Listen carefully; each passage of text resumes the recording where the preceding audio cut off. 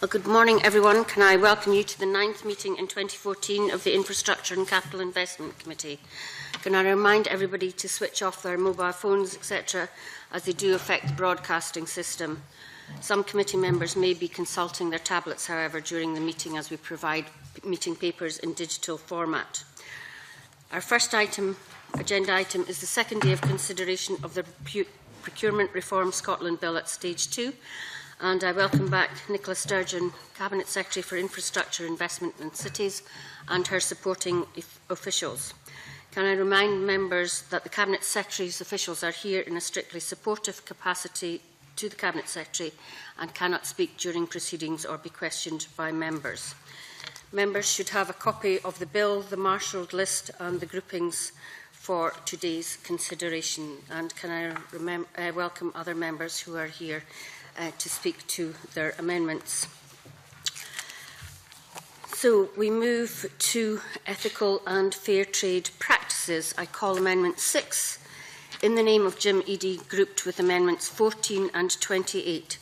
Jim, can I ask you to move Amendment 6 and to speak to all amendments in the group? Thank you, Convener. I welcome the opportunity to move Amendment 6 in my name and to speak to Amendments 6 and 28. Amendment 6 recognises the Scottish Government's commitment to fair trade practices and seeks to embed the importance that Scotland places on fair trade in public procurement decisions within the bill. I would like to place on record my appreciation to the Scottish Fair Trade Forum and to Martin Rhodes for his work in highlighting this issue. Section 9 of the bill creates a duty on contracting authorities to consider how, in conducting procurement, they may improve the economic, social and environmental well-being of the authority's area. The Committee's Stage 1 report recognises concerns raised by the Fair Trade Forum. It states, the Forum was concerned that the duty at Section 9 is built on a contracting authority's considerations of its own area and will exclude fair trade from sustainable procurement decisions. Amendment 6 seeks to address this specific concern by enhancing this duty so that contracting authorities must also pay due regard to the promotion of ethical and fair trade practices. Scotland is one of the world's only 2 fair trade nations, and we can all be proud that Scotland is leading the way internationally in this area. I believe that the specific reference to fair trade within the bill will help to increase our commitment to fair trade even further. The Committee's report noted that the recognition of fair trade was called for by a wide range of stakeholders. In addition to the Fair Trade Forum, who I have already mentioned, these included the University of Edinburgh, Nourish Scotland, the STUC and the Coalition of Civil Society Organisations in Scotland. The latter considered that the bill should empower procurers to prioritise fairly traded products wherever these are available, especially when no locally sourced alternatives exist. The Committee's report also contained a statement by the Deputy First Minister that, and I quote, the sustainable procurement duty should help encourage authorities to buy fairly traded goods where they are available. A range of further work needs to be undertaken to progress the uptake of fair and ethical trade. I believe that the Deputy First Minister is absolutely right in this regard and that my amendment gives practical effect to that commitment and to the aspirations contained in the bill. Amendment 6 provides a straightforward and effective means to recognise the Scottish Government's continuing emphasis on supporting ethical and fair trade practices while continuing to leave other provisions intact. It is, to quote the Deputy First Minister from last week's committee, simple, straightforward and deliverable. I am therefore pleased to move Amendment 6. Turning now to Amendment 28, this recognises the importance of providing guidance to contracting authorities to ensure that the implementation of ethical and fair trade procurement is as straightforward and consistent as possible. The amendment states that any guidance issued must cover the manner in which contracting authorities are to take ethical and fair trade practices into account in assessing the suitability of an economic operator. The Scottish Fair Trade Forum, who I have had the pleasure of working with on this amendment, has welcomed the opportunity to work with the Scottish Government in order to draw up detailed guidance and support for public sector procurement professionals to encourage wider and more consistent procurement of fair trade products. It is worth noting that the Executive Committee of the National Assembly of Wales has itself published guidance on fair trade procurement. Scotland's Sustainable Procurement Action Plan includes many steps in favour of sustainable procurement. However, strengthened and coherent guidance will mean that procurement officers can gain the confidence required to honour their duty to promote ethical and fair trade. Thank you. Deputy First Minister to speak to Amendment 14 and other amendments in the group.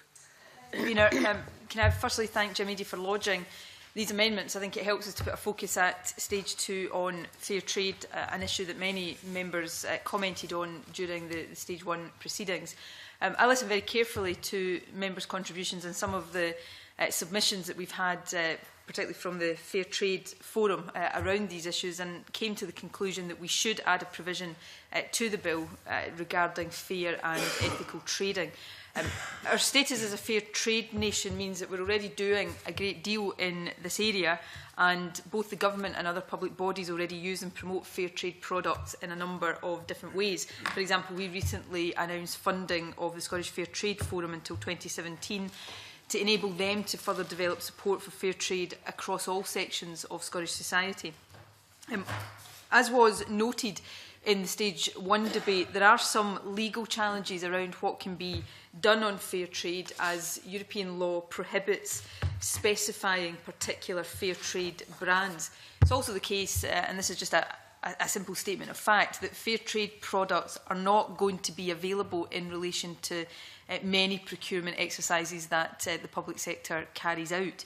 So I think it's really important that whatever we do in the bill needs to allow a degree of flexibility for public bodies to decide on a case-by-case basis for each procurement exercise what is proportionate, pragmatic and possible within the legal constraints that they operate within. So against that background, I think that the right approach, and this is the strong conclusion I've come to, the right approach is to provide that an authority's procurement strategy should set out a statement of its general policy on fairly and ethically traded goods and services, and that's what my Amendment 14 would achieve. Jim Eadie's Amendment 6 adds a requirement to promote fair trade practices to the sustainable procurement duty. I've got a lot of sympathy with the motivation behind that amendment. My concern about the specifics of that amendment is that it would add a disproportionate burden on public bodies, because it would require consideration of fair trade in all competitions, even where fair trade products are clearly not available in the particular procurement under consideration, and I think that perhaps just tips the balance towards being disproportionate. Turning to Amendment 28, I think it's important to stress that the bill already provides for guidance on the selection of tenderers, and this guidance will address the standards of conduct required of participants in procurement processes. So I would argue that a separate provision of that nature is not required in the way of this amendment. So I would ask, while completely understanding why he's lodged these amendments, that Jim Eadie would consider withdrawing Amendment 6 and not moving Amendment 28 in favour of the amendment in my name, Amendment 14, which I think achieves the objective of Jim Eadie's amendments, but does so in a proportionate and appropriate way.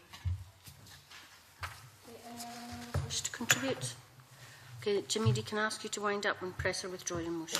Thank you, Convener. I'm grateful to the Cabinet Secretary for responding positively to the points made by me in support of Amendments 6 and 28. I'm particularly pleased that the Scottish Government has listened to and acted upon the representations made by a range of stakeholders, and that this has resulted in the Government bringing forward its own amendment, which seeks to strengthen the bill along similar, although admittedly not identical, lines to the amendments which I tabled prior to the Government tabling its own amendment. I'm delighted that the Government has met the call from the Scottish Fair Trade Forum to ensure that the bill addresses explicitly the need to include the recognition of the responsibility of public procurement to reflect Scotland's fair trade nation status. I'm satisfied that the Government's amendment does in fact achieve this, and I'm therefore content not to press the Amendments 6 and 28 today. Jim Eadie is withdrawing. Can you ask the committee if they're okay? Yeah. Yeah, this committee agreed that we withdraw, that Jim Eadie withdraws the amendment. That is agreed. We call Amendment 66 in the name of Patrick Harvey, already debated with Amendment 37 last week. Patrick, to move or not? Moved. The question is then that Amendment 66 be agreed to. Are we all agreed? No. We are not agreed. There will be a division. Those in favour of Amendment 66, please show. Those against, please show. The amendment is defeated. Yes, 2, no, 5. I call Amendment 67 in the name of Patrick Harvey, already debated with Amendment 65. Patrick, to move or not move? Moved. Okay, the question is that Amendment 67 be agreed to. Are we all agreed? We are not agreed. There will be a division. Those in favour of Amendment 67, please show. Those against, please show. The amendment is defeated by no votes to 7. We move on to compliance with public sector equality duty. I call Amendment 68 in the name of Jackie Bailey, grouped with Amendment 74. Jackie, can you move the Amendment 68 and speak to the other amendments in the group, please? Thank you very much, Convener. I'll start off by moving Amendment 68 in case I forget to do so later on. Amendment 68 is very simple. It effectively promotes compliance with the public sector equality duties, and Amendment 74 encourages the local authority, the public sector body, to set out exactly how they will go about it. It's maybe worth just explaining quickly what public sector equality duties require, and they are set out in section 1491 of the Equality Act of 2010, and it requires listed public authorities to have due regard when exercising their functions to things like the need to eliminate discrimination, harassment, victimisation, to advance equality of opportunity, and to foster good relations. The phrase due regard, of course, means that when they're making decisions, they must consciously consider the needs of the duty. But however, how much regard they give to that depends on the nature of it. So, for example, a procurement decision round about, say, a service for older people would require more due regard than a procurement decision, say, if you were purchasing stationery. So I think we need to be proportionate about how it's applied. The thing that's driven me to do this is there was an evaluation conducted by the Equality and Human Rights Commission between May and October 2013, which looked at how well public sector authorities were complying with the Equality Act. And I think it would be fair to say, Convener, it was a mixed picture. Whilst they may have had good intentions, I think they failed to support the intentions with evidence of well thought through, measurable and attainable outcomes. A separate review undertaken by the UK Government Equalities Office found as well that the main challenges lie in implementation, and that varies considerably across the public sector. So the reason for these amendments, to place this very firmly on the face of the bill, is precisely because we need to move from good intentions to practical application and implementation. And I think if we brought consideration of the public sector equality duty central to that procurement process, then that would undoubtedly help. So thank you, Convener, and I move Amendment 68. Thank you. Anyone else wish to contribute? Deputy First Minister. Again, I've got a lot of sympathy with the motivation here. Like Jackie Bailey, like I'm sure all members of the committee, I'm fully and very strongly supportive of the public sector equality duty. I think it's important that my first point is to stress that contractors that are performing what would otherwise be regarded as a public function, there are many examples of what that might be, but for example, running a prison or another public building, are already subject to the Equality Act duties in relation to that function. And I think it's important that we understand that. What these amendments, in particular Amendment 74, would do is extend the duty to private sector operators and effectively put a bit of a policing function on the public sector to ensure compliance of private sector operators. And the application of the Equality Act 2010 and compliance with the duties under it were considered in detail during the consultation and the scrutiny process. There may well be a bigger debate to be had about extension of those principles to the private sector. I just am not convinced that it is right or appropriate or necessarily proportionate to try to use this bill to extend duties that have been carefully considered in the context of other legislation and imposed upon public bodies to extend them to the private sector, and then to use public bodies as the means of enforcing compliance with those duties. So I'm not persuaded of the case for these amendments, while recognising that there is certainly a bigger debate about the principle of duties on the public sector and their application to the private sector. I don't think this way of doing it is appropriate, and for that reason I would ask Jackie Bailey to withdraw Amendment 68 and not move Amendment 74, but if the committee does vote on these amendments, to ask them not to agree them. Jackie, can I ask you to wind up and press or withdraw your amendment? Thank you, Convener. I certainly considered what the government had done before, and I took a look at the Scottish Procurement Policy Note SPPN 8 of 2012, where they talk about planning for the procurement of services, developing a procurement strategy, and even encouraging the authority to undertake equality impact assessments as one of the tools they could use.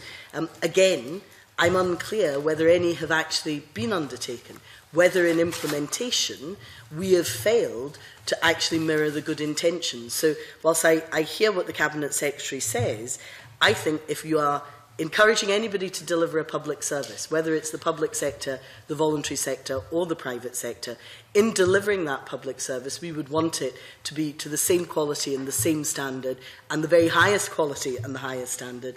And I think conforming with public sector equality duties is part and very much part of that process. So I intend to press the amendment. Okay, the question is that Amendment 68 be agreed to. Are we all agreed? Yeah. We're not agreed. We move to the vote. Those in favour of Amendment 68, please show. 2. Those against, please show. 5. The amendment is not agreed to. I call Amendment 69 in the name of Ken McIntosh, already debated with Amendment 36 last week. Ken, to move or not move? Thank you, Fiona. Can I just very briefly say I was both encouraged and equally discouraged. Move or not move? Very briefly, just because I won't be able to say for Amendment 81, if I may explain. You just move it or not move it, that's it. Well, I was encouraged by the Cabinet Secretary's remarks, but I'm disappointed that she has not accepted any of the amendments, and to that extent I'd like to move Amendment 69. The question is that Amendment 69 be agreed to. Are we all agreed? No. We're not agreed. Those in favour of Amendment 69, please show. 2. Those against, please show. 5. The amendment is not agreed to. Call Amendment 70 in the name of Ken McIntosh, already debated with Amendment 36. Ken, to move or not move? I'd like to move, and my apologies, Convener, that I won't be able to say for Amendment 81, which comes up later. Okay, the question is that Amendment 70 be agreed to. Are we all agreed? No. We're not agreed. Those in favour of Amendment 70, please show. 2. Those against, please show. 5. The amendment is not agreed to. We move to procurement involving the provision of food, and I call Amendment 7 in the name of Sarah Boyack, grouped with Amendment 15. Sarah, can I ask you to move Amendment 7 and speak to the other amendment in the group? Thank you very much, Convener. I'd like to move Amendment 7 and say that these two amendments are intended to put food fairly and squarely on the procurement agenda. I listened with interest to the Cabinet Secretary's comments last week that we should think about this bill in the context of whether it passes the test of EU requirements, whether our amendments were pragmatic and whether they were proportionate. And I actually believe my two amendments fit the bill. Over the last few years, since the Parliament was established, we have had countless visits from local food producers, local food campaigners through Environment Week, highlighting local food products that stress quality and the environmental benefits that come from those food products. As Jim Eadie just alluded to, we've just finished Fair Trade Fortnight, another huge success in terms of consumers expressing their preferences. And there have been a series of campaigns specifically aimed at promoting the uptake of higher quality food and more sustainable food in the public sector. The Better Eating, Better Learning campaign, Food for Life, Food for Change, Nourish Scotland, the Soil Association's First Aid for Hospitals food, which demonstrated that it was possible to source local fresh food, but with no impact on cost. Rather, in terms of putting the costs up, it was possible to do it in a cost-neutral way. There is a huge amount of best practice out there, and the challenge is that it's not universal. And therefore, I think if we were not to amend the bill in this way today, it would be a missed opportunity. So I'm trying to highlight the issues of public health, of local economy, of our climate change objectives. And in terms of food, Scottish Government's own research highlights the importance of food production to our economy. The Sustainable Scotland Network has highlighted the benefits that would come from fresh food, the local reduction in food miles, sustainable produce, the impact on our environment, and the fact that we raise people's health standards and awareness by focusing on seasonal food and organic food. There's also the issue of food safety. People will have been horrified about the issues of horse meat ending up in food. There are lots of issues in terms of transparency and quality here that I believe this would be helped. We've already had a discussion on fair trade, which I think is all about spending our public money delivering wider objectives and getting more value for our money. But I think the reason for putting food on the agenda is without explicitly asking the public sector to refer to food, it simply won't happen. All the good initiatives, all the fantastic campaigns that many organisations have run won't really change the way that procurement operates without a reference in the bill. The Scottish Climate Change Declaration of 2013 was a fantastic declaration. The trade union Unison has analysed the impact in terms of food, and it demonstrates that there is very little reference to food or food procurement. The only place where food is actually explicitly being picked up and has changed practice are in Edinburgh, where there's been a concerted effort with the local authority, the public sector organisations and the Health Board, and East Ayrshire. Those two areas stand out in terms of being pioneering and in terms of their pilots. Now, I can't see any disadvantage to this approach. It'd be good for farmers, it's what consumers want, and it would get more value out of our public sector investment. I believe we need to refer to food explicitly. I've spoken to a variety of procurement officers. Their test to us is what difference will this bill make. I think in terms of food, these amendments would actually help. They're proportionate, because there's flexibility in how procurement officers negotiate a good deal, but it would make sure it actually happens. It doesn't tie them to specific marks, it gives them flexibility, it lets them exercise judgment, and it takes into account that in years to come there may be different marks that would be appropriate. In terms of EU compliance, the East Ayrshire project, initiated in 2006, demonstrates that this is doable, demonstrates it's possible, and the reference on the face of the bill, backed by guidance, I believe could make this happen. So I hope the Cabinet Secretary will understand and will sympathise the objectives of these amendments, will accept that having food on the face of the bill, but crucially being backed up in guidance, could actually be a real game changer in this legislation. And I therefore hope that committee colleagues will support these amendments in my name. Thank you, Convener. Anyone else wish to speak? I think Ms Boyack left out Murray in her list of good practices. Deputy First Minister. I do understand and sympathise with the objectives of the amendments, and I think Sarah Boyack has articulated the case that she's making very well. I've already explained the Government's position on fair trade in response to Jim Eadie's amendments. These two amendments would also add, as Sarah's just outlined, health, education of communities and animal welfare to the sustainable procurement duty and to the strategy in relation to regulated procurement for the provision of food. I would argue that while understanding the objective of the amendments are unnecessary in some parts, I think there is a danger they border on being unworkable in other parts, although I wouldn't want to over-emphasise that point. I mean, currently, right now, purchasers have a duty to consider how to improve the economic, the social and the environmental well-being of the public bodies area. That's of general application. It's not limited to food procurement as per these amendments. But I would argue that that does address the health and well-being aspect of subsection 1 of both of these amendments. I think, and you know, this is primary legislation we're talking about, so this is not an unimportant point in terms of we have to be very clear in the duties we're imposing on public sector bodies, and it's not entirely clear how a purchaser would be expected to act in a way that improves the third strand of the subsection education of communities, and I think it is arguably too tenuous a link to make to a public procurement exercise. And subsection 3 of both amendments, I would argue, is unnecessary due to the Amendment 14 that we passed earlier on, which introduces fairly and ethically traded goods and services as part of the procurement strategy.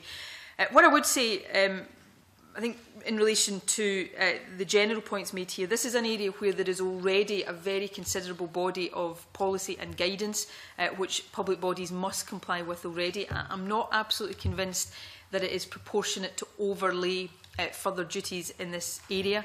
I think also in relation to the strategy, not all public bodies will have significant contracts connected with the provision of food. Some will have no contracts connected with the provision of food.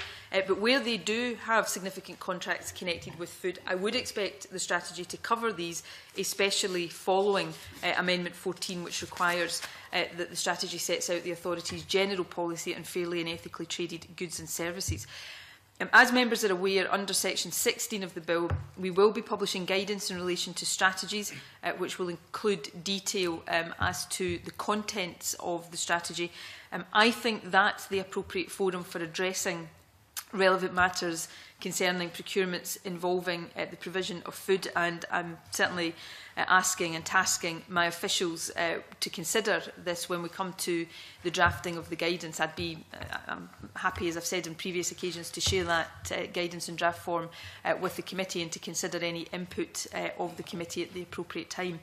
So, as I said at the outset, while absolutely understanding the objective and the motives behind these amendments, I think for the reasons I have outlined, dealing with these issues in the ways I've set out is preferable to the ways in which the amendments would do so, and would therefore ask Sarah Boyack to withdraw Amendment 7.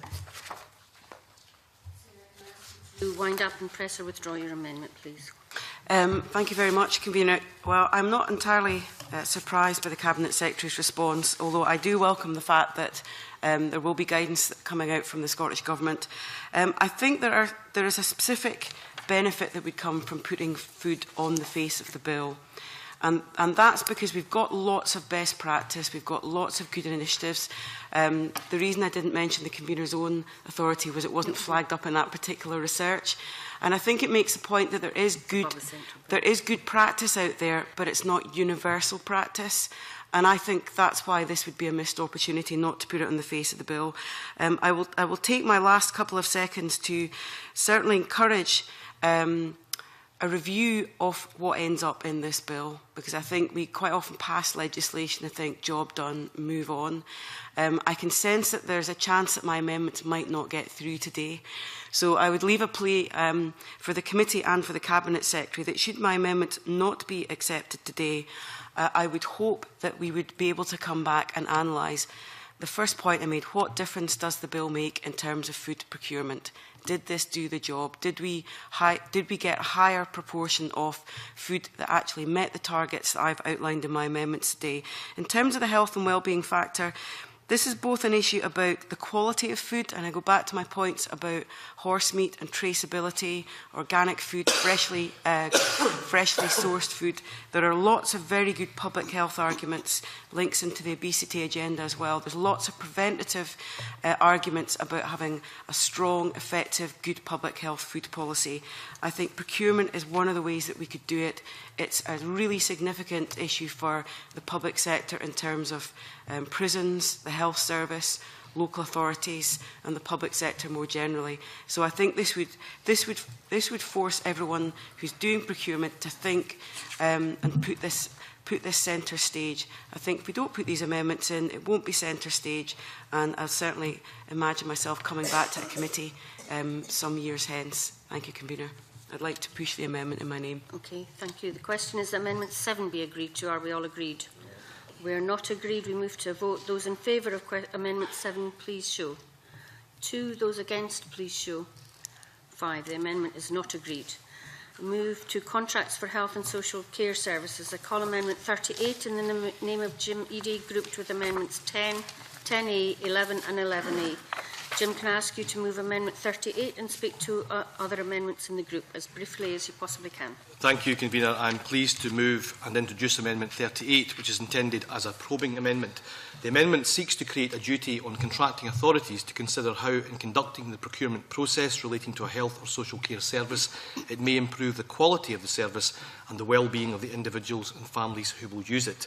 I would like to take this opportunity to acknowledge and put on record my thanks to the Coalition of Care and Support Providers in Scotland for their support in working with me on these amendments, and in particular to thank Annie Gunnar-Logan for her expertise in this area.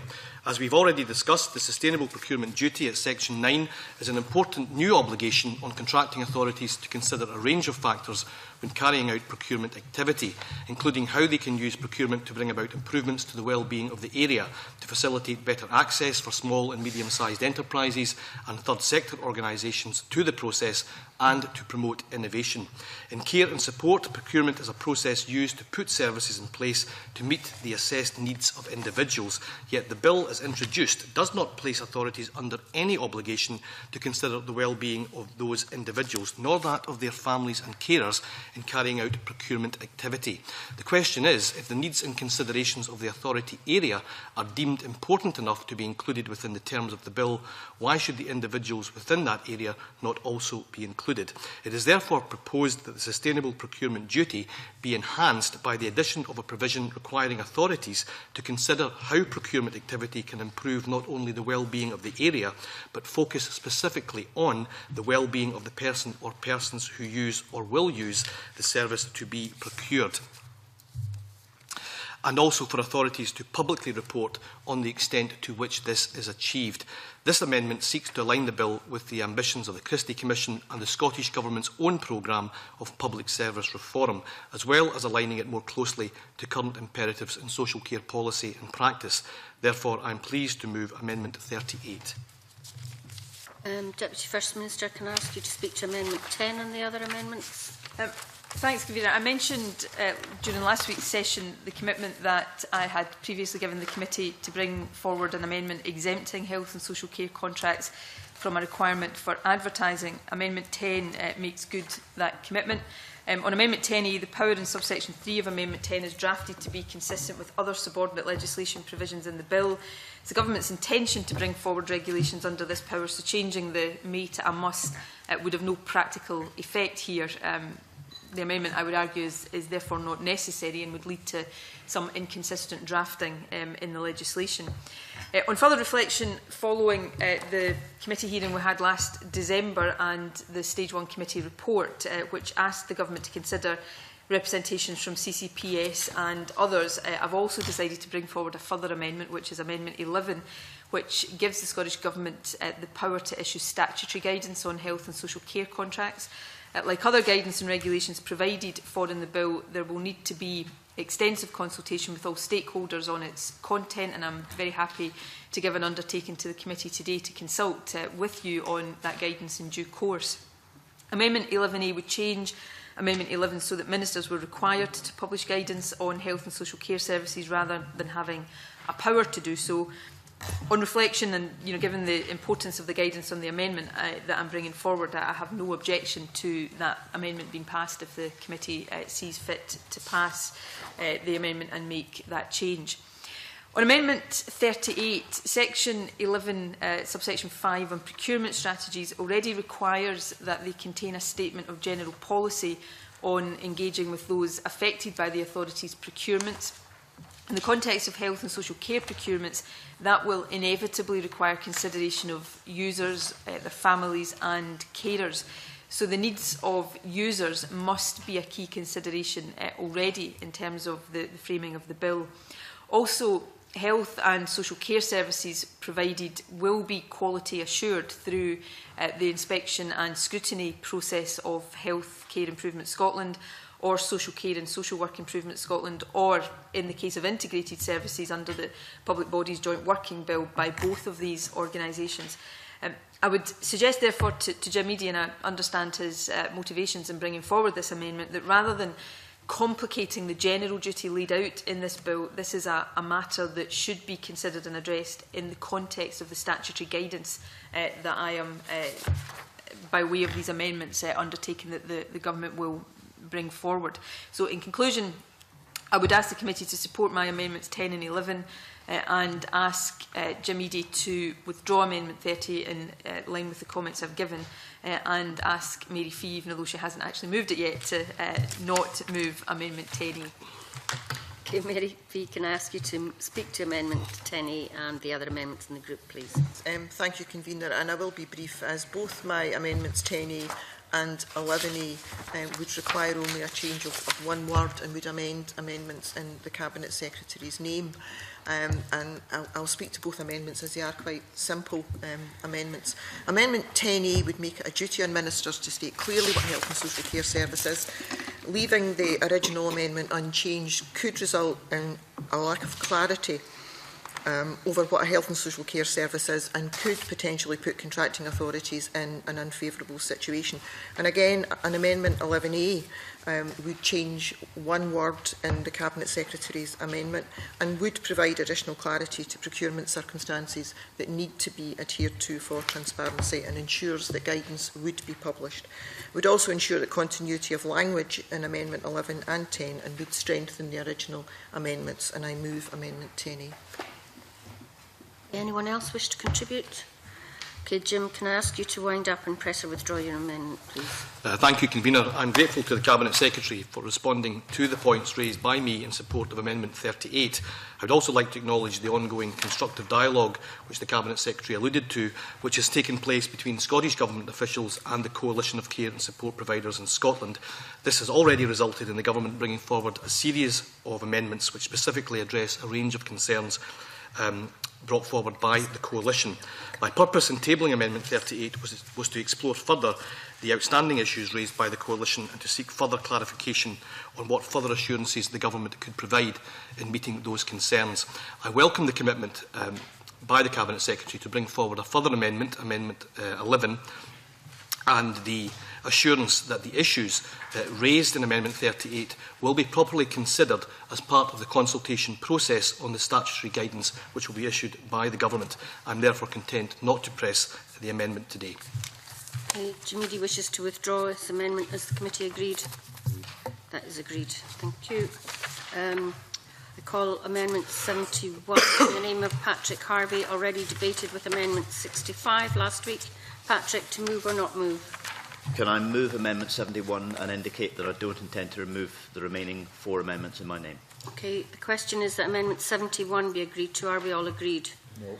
We're not agreed. There will be a division. Those in favour of Amendment 71, please show. 2. Those against, please show. 5. The amendment is not agreed to. I call Amendment 3 in the name of James Kelly, already debated with Amendment 65 last week. James Kelly, to move or not move? Move. The question is that Amendment 3 be agreed to. Are we all agreed? We are not agreed. There will be a division. Those in favour of Amendment 3, please show. 2. Those against, please show. 5. The amendment is not agreed to. I call Amendment 72 in the name of Jackie Bailey, already debated with Amendment 65 last week. Jackie Bailey, to move or not move? Moved. The question is Amendment 72 be agreed to. Are we all agreed? No. We're not agreed. Those in favour of Amendment 72, please show. 2. Those against, please show. 5. The amendment is not agreed to. The question is then that Section 9 be agreed to. Are we all agreed? That is agreed. I call Amendment 40 in the name of Claudia Beamish, already debated with Amendment 37. Claudia is not here to move. Oh, sorry, I'm on the wrong page. Section 8, you should be on page 6. Beg your pardon. Call Amendment 8 in the name of the Deputy First Minister, already debated with Amendment 65 last week. Deputy First Minister, to move formally. Moved. The question is that Amendment 8 be agreed to. Are we all agreed? Yes. Apologies, Committee. I call Amendment 39 in the name of James Kelly, already debated with Amendment 36 last week. James, to move or not move? Move. The question is that Amendment 39 be agreed to. Are we all agreed? No. We're not agreed. We move to a vote. Those in favour of Amendment 39, please show. 2. Those against, please show. 5. The amendment is not agreed to. I now call Amendment 40 in the name of Claudia Beamish, already debated with Amendment 37. Claudia is not here. It's not moved. Does anyone else wish to move it?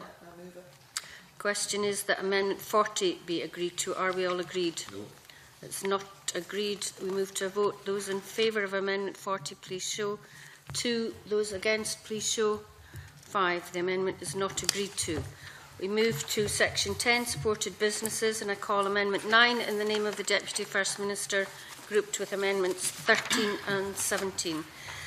Deputy First Minister, can I ask you to move Amendment 9 and speak to the other amendments in the group? Thanks. I lodged Amendment 9 following scrutiny by the Delegated Powers and Law Reform Committee, which questioned whether, in practice, the power to vary the definition of a supported business was necessary. On reflection, I agree with the committee, and Amendment 9 removes that provision of the bill. Amendment 13 from Mark Griffin would require public bodies to state in their strategy whether they intend to restrict competition to supported businesses and how they intend to ensure that they award at least one contract to a supported business. I would ask Mark Griffin to kind of consider seriously the point I'm about to make here, because I am very supportive of his amendment in principle, and since I've been responsible for procurement, I've been very keen to make sure we're doing everything we can to support supported businesses in the procurement process. I'm not sure that Mark Griffin's amendment would work in practice, and I think when you think about it, it becomes pretty clear that it would be very difficult for it to work in practice, because at the time an authority prepares its strategy, it's not necessarily going to know what its precise requirements are over the course of the coming year. So it might not know whether it will have a procurement that where it would be appropriate to restrict competition to a supported business. So just in a very practical sense, it is hard to see how having that provision about at the point of the preparation of the strategy would be practically possible or deliverable. That said, I am, as I indicated, sympathetic to the intent behind both this amendment and Amendment 17, especially when it comes to reporting on the level of engagement with supported businesses. I would, however, prefer, and very strongly prefer, that any provision relating to a supported business doesn't refer to at least one contract. Not because I don't want public authorities to have at least one contract, but because I don't want public bodies to think, and I don't want us to send any message or any possibility of a message to public bodies that leads them to think that once one contract is in place, they don't need to do anything else. So I do think that wording is problematic. I am happy to give the committee a commitment today that we will consider what more might be done, in particular on the reporting of levels of engagement with supported business, and I'm happy to feed back to the committee on that further consideration before stage 3. But I would hope Mark Griffin, in moving his amendments, would consider these points, one of practical importance and one of importance in principle about how these particular amendments are framed. So I would move Amendment 9 and ask Mark Griffin to consider the points I've made and not move Amendments 13 and 17, but to agree not to move them on the basis that, of the very clear commitment I've given. Okay, can I ask Mark Griffin to speak to Amendment 13 and the other amendments in the group? Thank you, Convener. The amendments that I've tabled today, 13 and 17, apply in section 11 and 14, only apply to public authorities who will be carrying out procurement activities of £5 million or greater, and I don't think that it's unreasonable for us to expect a procurement authority which is carrying out £5 million of procurement a year and to expect them to have at least one contract with a supported business. These amendments try and work towards the government's own policy ambition stated in the supported business framework, that at least that public authorities have at least one contract with supported businesses. These amendments don't say that public authorities must have a contract with a supported business. This is simply asking a public authority to set out how they work towards that, and I intend to press the amendments that I've lodged. Adam? Thanks very much, Convener. Can I say to the Cabinet Secretary, I'm concerned a little at what appears to be a lack of provision for supported businesses in the bill as it stands, although I'm encouraged by our opening remarks with regards to further consideration.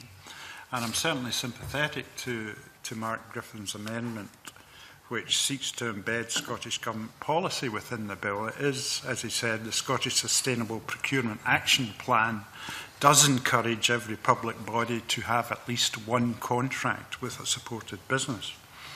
But the Scottish Government has also created a reserve framework agreement to make it easier for public sector buyers to do business with supported businesses. So far, I believe this has generated around £500,000 in extra business but I believe much more could be done here. Total annual turnover in Scottish supported businesses is currently £32 million per annum. And as you'll be aware, Cabinet Secretary, the DWP actions are likely to increase the vulnerability of supported businesses. The Work Choice programme, which provides a subsidy of some £5,000 per annum for registered disabled staff, comes to an end in October 2015, and as far as we can make out, is unlikely to be replaced. As I understand it, Work Choice spending in Scotland supports 565 places in supported businesses. So, in summary, I'd be grateful if you could give consideration perhaps to a Stage 3 amendment which would have the effect of promoting the uptake of the reserve framework and Article 19 of the EU procurement regulations, which permits public buyers to reserve contracts for supported businesses only. Thank you. Okay, anyone else? Deputy First Minister to wind up. Okay, thanks. I'd like to take Adam Ingram's points first. He's right to refer to the framework. The framework was one of the things I was alluding to when I spoke earlier on about the efforts of the government to try to support supported business in the procurement process. The framework is having success, but I don't disagree with the statement that more needs to be done. And I have given a commitment that we will explore further what more we might be able to do. I think particularly looking around reporting on the levels of engagement with supported businesses. Now, I'm not going to sit here right now and say definitely that that will lead to a Stage 3 amendment, because it would be premature to do that before we've done that exploration, but I've said I will report back to the committee before Stage 3, and if I do think that it would be helpful to put something more on the face of the bill, then we would be prepared to do that through a Stage 3 amendment. So I hope that gives Adam the assurance that he is looking for. In relation to Mark Griffin's points, firstly, I agree with them. It's not unreasonable to expect public bodies that are procuring over £5 million a year to have at least one contract with supported businesses. That's not the point of disagreement between Mark Griffin and I. I absolutely agree with that. The 2 points I made, though, which with respect, I don't think Mark Griffin properly addressed when he was moving the amendments. Let me just read the first part of Amendment 13. It's requiring public bodies to include a statement in their procurement strategy setting out whether the authority intends to restrict participation in regulated procurements under Section 10. Now, what that in practice would require public bodies to do is at the start of every year, when they have to set out the procurement strategy, they would have to say at that point whether they at any point during the year required, were intending to restrict competition to supported businesses. But they might not know at that point whether there is going to be a procurement in the course of the year where it will be appropriate to do that. So you're asking public bodies to effectively look into a crystal ball and try to come to conclusions about what procurements they might or might not need. So it's a practical objection that I'm making to the particular framing of this amendment. It's not an in-principle objection to what it's trying to achieve. And my second point, and this relates to the second part of the amendment, how the authority intends to ensure that it awards at least one contract to a supported business. Again, I agree with Mark Griffin. It's not unreasonable to say that a public body procuring significant amounts should have at least one contract. But actually, I would go further. I don't think it's unreasonable to expect that they would have more than at least one contract with a supported business, which is why I don't want to put a de minimis position into primary legislation, because with the best will in the world, the danger if you do that is that public bodies read that as saying, well, if we've got one contract with a supported business, we can tick that box and we don't have to do any more. And I don't want that to be the message that this legislation is sending to public bodies. So I'm not disagreeing with Mark Griffin on what he's trying to achieve here. I'm simply making very hard practical points that this amendment in the first part of it is asking public bodies to do something that's almost impossible to do, and in the second part it is actually threatening to be counterproductive to what he's trying to do. So I'm saying we will look again at this in advance of stage 3 because we are serious about getting this right and doing what needs to be done. But in all seriousness, Amendment 13 and Amendment 17 don't achieve what Mark Griffin is trying to achieve. Okay, the question is that Amendment 9 be agreed to. Are we all agreed? We are agreed. Yes, we are agreed. The question is that Section 10 be agreed to. Are we all agreed? That is agreed. I call Amendment 10 in the name of the Deputy First Minister, already debated with Amendment 38. Deputy First Minister to formally move. Moved. I call Amendment 10A in the name of Mary Fee, already debated with Amendment 38. Mary Fee to move or not move? Move. The question is that Amendment 10A be agreed to. Are we all agreed? No. We are not agreed. We'll move to a vote. Those in favour of Amendment 10A, please show. 2. Those against, please show. 5. The amendment is not agreed to.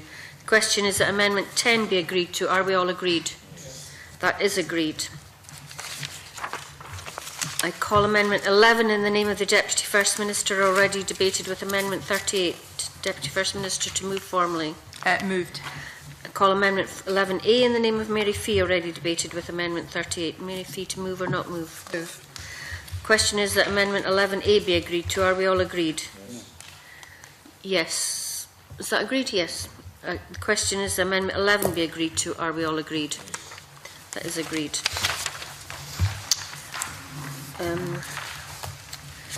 We move to other circumstances in which contract can be awarded without competition. I call Amendment 12 in the name of the Deputy First Minister, grouped with Amendments 12A and 33. Deputy First Minister to move Amendment 12 and speak to all the other amendments in the group. There are situations in procurement where contracts are required to be awarded without pursuing a competitive process, for example, where cases of extreme urgency might require it.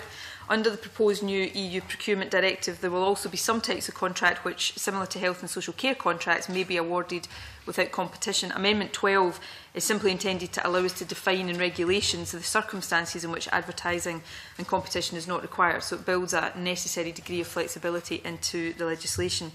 Our intention in relation to the regulations is that they would be similar to the equivalent provisions in Regulation 14 of the Public Contracts Regulations 2012, and to the extent considered appropriate also reflect the types of cases referred to in Article 74 of the new EU Directive, where competitive processes are not required except above certain thresholds. Similarly to Amendment 10A, which we discussed earlier, I don't think that Amendment 12A lodged by Mary Fee is necessary. The power in Amendment 12 is drafted to be consistent with other powers in the bill. Ministers have discretion in how that power is to be exercised, so the use of the word may here is entirely appropriate. Amendment 33 makes regulations under Amendment 12 subject to the affirmative procedure, which I would consider to be appropriate in the circumstances. So I move Amendment 12. Mary Fee, can I ask you to move Amendment 12A and speak to the other amendments? Thank you, Convener. Amendment 12A in my name is a simple amendment which would require a change in one word. This bill is an opportunity to strengthen the procurement process, and my amendment would strengthen the amendment by the Cabinet Secretary by ensuring regulation would specify the circumstances within which a contracting authority can award regulated contracts without seeking offers, and improves transparency and consistency and mirrors the previous amendments 10A and 11A. So I move Amendment 12A. Anyone else wish to contribute? Deputy First Minister to wind up. I have no further comments. And Mary Fee to wind up and press or withdraw Amendment 12A. I'll just move Amendment 12A. Okay, the question is that Amendment 12A be agreed to. Are we all agreed? No. We're not agreed. We move to a vote. Those in favour of Amendment 12A, please show. 2. Those against, please show. 5. The amendment is not agreed to. The question is that Amendment 12 be agreed to. Are we all agreed? Yes. We are agreed. We move to power to restrict participation to third sector bodies. And I call Amendment 41 in the name of Mary Fee in a group on its own. Mary, to move and speak to your amendment. Thank you, Convener. Amendment 41 in my name would allow for greater involvement of third sector organisations in the procurement process, sectors which often cannot compete on price and fail to get the full benefits from procurement. The amendment would allow for third sector to be the only groups considered for certain contracts and has been drafted to simplify and strengthen the process. It would place a duty on ministers to publish guidance that such contracting authorities would have to abide by, and mirrors amendments 10A, 11A and 12A.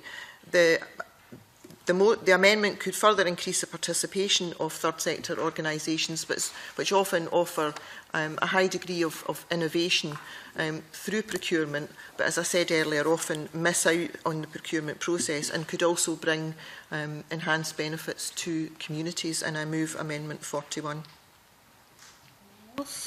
Deputy First Minister. As Mary Fee's just outlined, Amendment 41 would allow public bodies to limit participation in a regulated procurement to third sector bodies. While I'm sympathetic to the aim of the amendment and to anything that supports third sector bodies, I can't support this amendment because it would quite simply breach European law.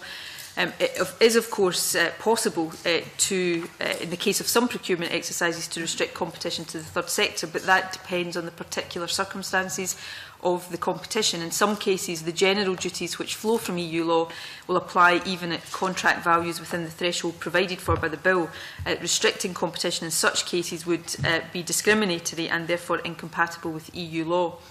An obvious question I'm sure that everybody is asking in their minds at the moment is why can we limit competition to supported businesses but not to the third sector? Perfectly legitimate question, but the simple answer, as the EU procurement law, which is obviously approved by Parliament, Council Ministers and the European Commission, makes specific provision for supported businesses, enabling competition to be restricted to such businesses. It doesn't make specific provision for the third sector, which of course is a much broader category of organisations.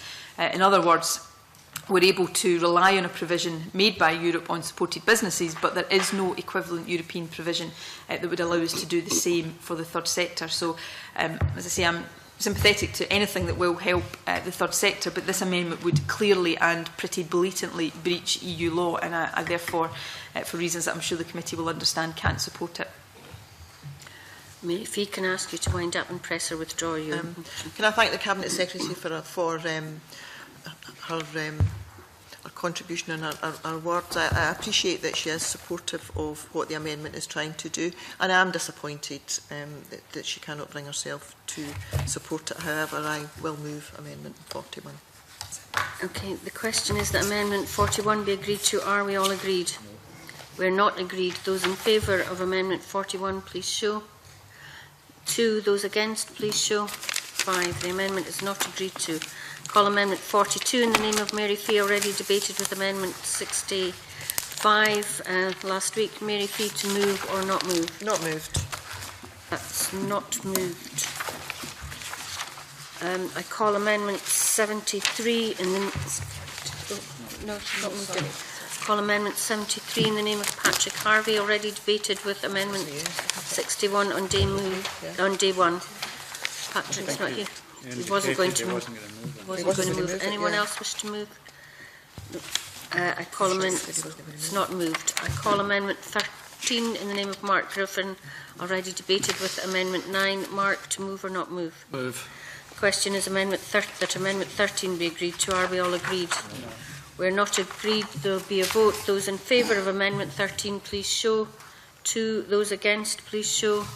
5. The Amendment 13 is not agreed to. Call Amendment 14 in the name of the Deputy First Minister, already debated with Amendment 6. For Deputy First Minister to formally move. Moved.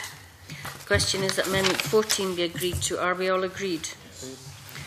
That is agreed. I call Amendment 15 in the name of Sarah Boyack, already debated with Amendment 7. Sarah, to move or not move? Moved. The question is that Amendment 15 be agreed to. Are we all agreed? We're not agreed. We move to a vote. Those in favour of Amendment 15, please show. 2. Those against, please show. 5. The amendment is not agreed to. Call Amendment 74 in the name of Jackie Bailey, already debated with Amendment 68. Jackie, to move or not move? Moved. The question is that Amendment 74 be agreed to. Are we all agreed? We're not. Those in favour of Amendment 74, please show. 2. Those against, please show. 5. The amendment is not agreed to. We move to procurement strategy and annual report, procurement contributing to other plans. I call Amendment 43 in the name of Adam Ingram, grouped with Amendments 44 and 51. Adam, to move Amendment 43 and speak to the other amendments in the group. Thank you, Convener. This group of amendments are by way of probing amendments. And can I start with just, in recent years, we've seen a much more structured and integrated approach to how we plan and deliver public services in Scotland, including the Scotland-wide National Performance Framework and community planning partnerships and single outcome agreements at a local level. We've also seen attempts to improve multi-agency working in specific areas, for example, in the new local joint children's services plans in the Children and Young People's Scotland Act 2014, not to mention the integration of health and social care. However, to make all these plans and strategies deliver as effectively as possible on their stated outcomes, they need to link clearly to procurement strategies, as highlighted by the children's charities Bernardo's and Quarriers in their briefing for this debate. My amendments would therefore require that public bodies explain how their procurement strategies support the achievement of any objectives or outcomes that is set out in any plan that the authority has a legal requirement to prepare. Now, I understand there may be concerns about overcomplicating the bill, and the suggestion that the existing section 11.5 already ensures that the procurement strategy must set out how the public body intends to ensure that its procurement policy will contribute to the carrying out of its functions and the achievement of its purposes. So, while it's important that this connection is made, it is in practice often rather unclear what the functions and purposes of a public body actually are. If you're looking for the aims and duties of Scottish local authorities, for example, you will have to refer to at least 7 different Westminster and Holyrood Acts going back to the Local Government Scotland Act of 1973. Therefore, I don't believe that the requirement in 11.5 goes far enough to deliver effective integration between procurement strategies and other statutory planning requirements. As for amendments 48 to 51, I'm also aware that section 16 of the bill requires Scottish ministers to issue guidance on the preparation and publication of procurement strategies and annual procurement reports. However, it's not clear that this guidance will properly cover the relationship between procurement strategies and other statutory plans and strategies. I'd therefore be interested in hearing from the Deputy First Minister how she would seek to address these issues.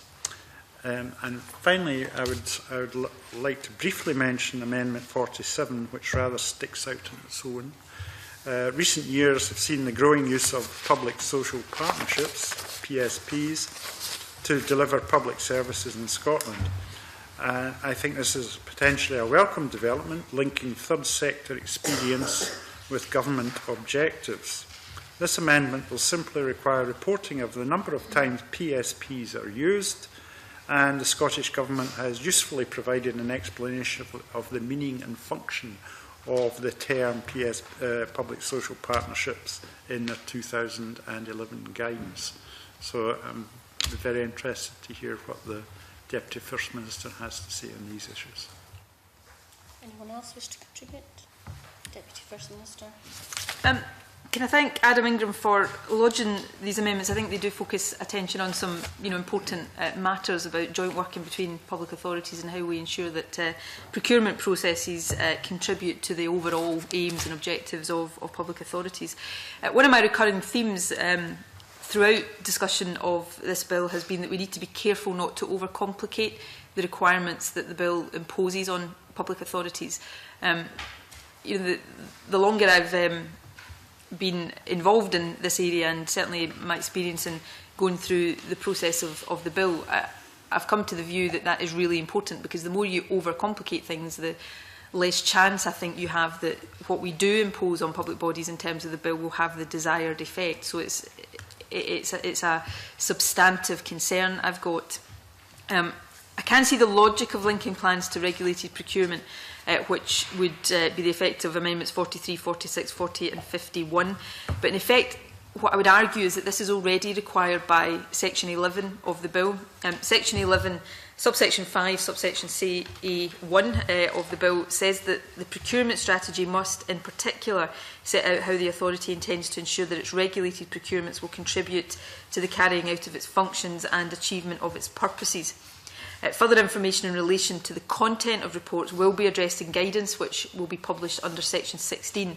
So I think, having considered this carefully, my view is that that's the appropriate level of detail to have in the circumstances on the face of the bill, and additional detail should be set out in guidance. I think it would be overcomplicating the duties to have the detail of these amendments on the face of the bill. If there is a specific issue regarding particular plans, I would be happy to consider specifically addressing that in the guidance on strategies that we're going to publish, and I'll issue an open invitation to Adam Ingram to have a discussion with my officials about how we take that forward and whether there's a specific issue that it might be appropriate for us to address in the guidance. If I can turn to Amendments 44, 45, 49 and 50, again, while I'm sympathetic to the aims of the amendments, which are to link regulated procurement to children's services plans, again, I would say that the issue is covered, I would argue, in appropriate terms by Section 11, and it is better to address the detail of that, the underpinning detail of that, in the guidance. And I'm happy to restate my commitment to consulting the committee on that guidance at the appropriate time. And again, if Adam Ingram wants a specific discussion about the detail of that, I'd be happy to facilitate that. And finally, Amendment 47, public social partnerships, and Adam Ingram's absolutely right to highlight the importance and the increasing importance of these.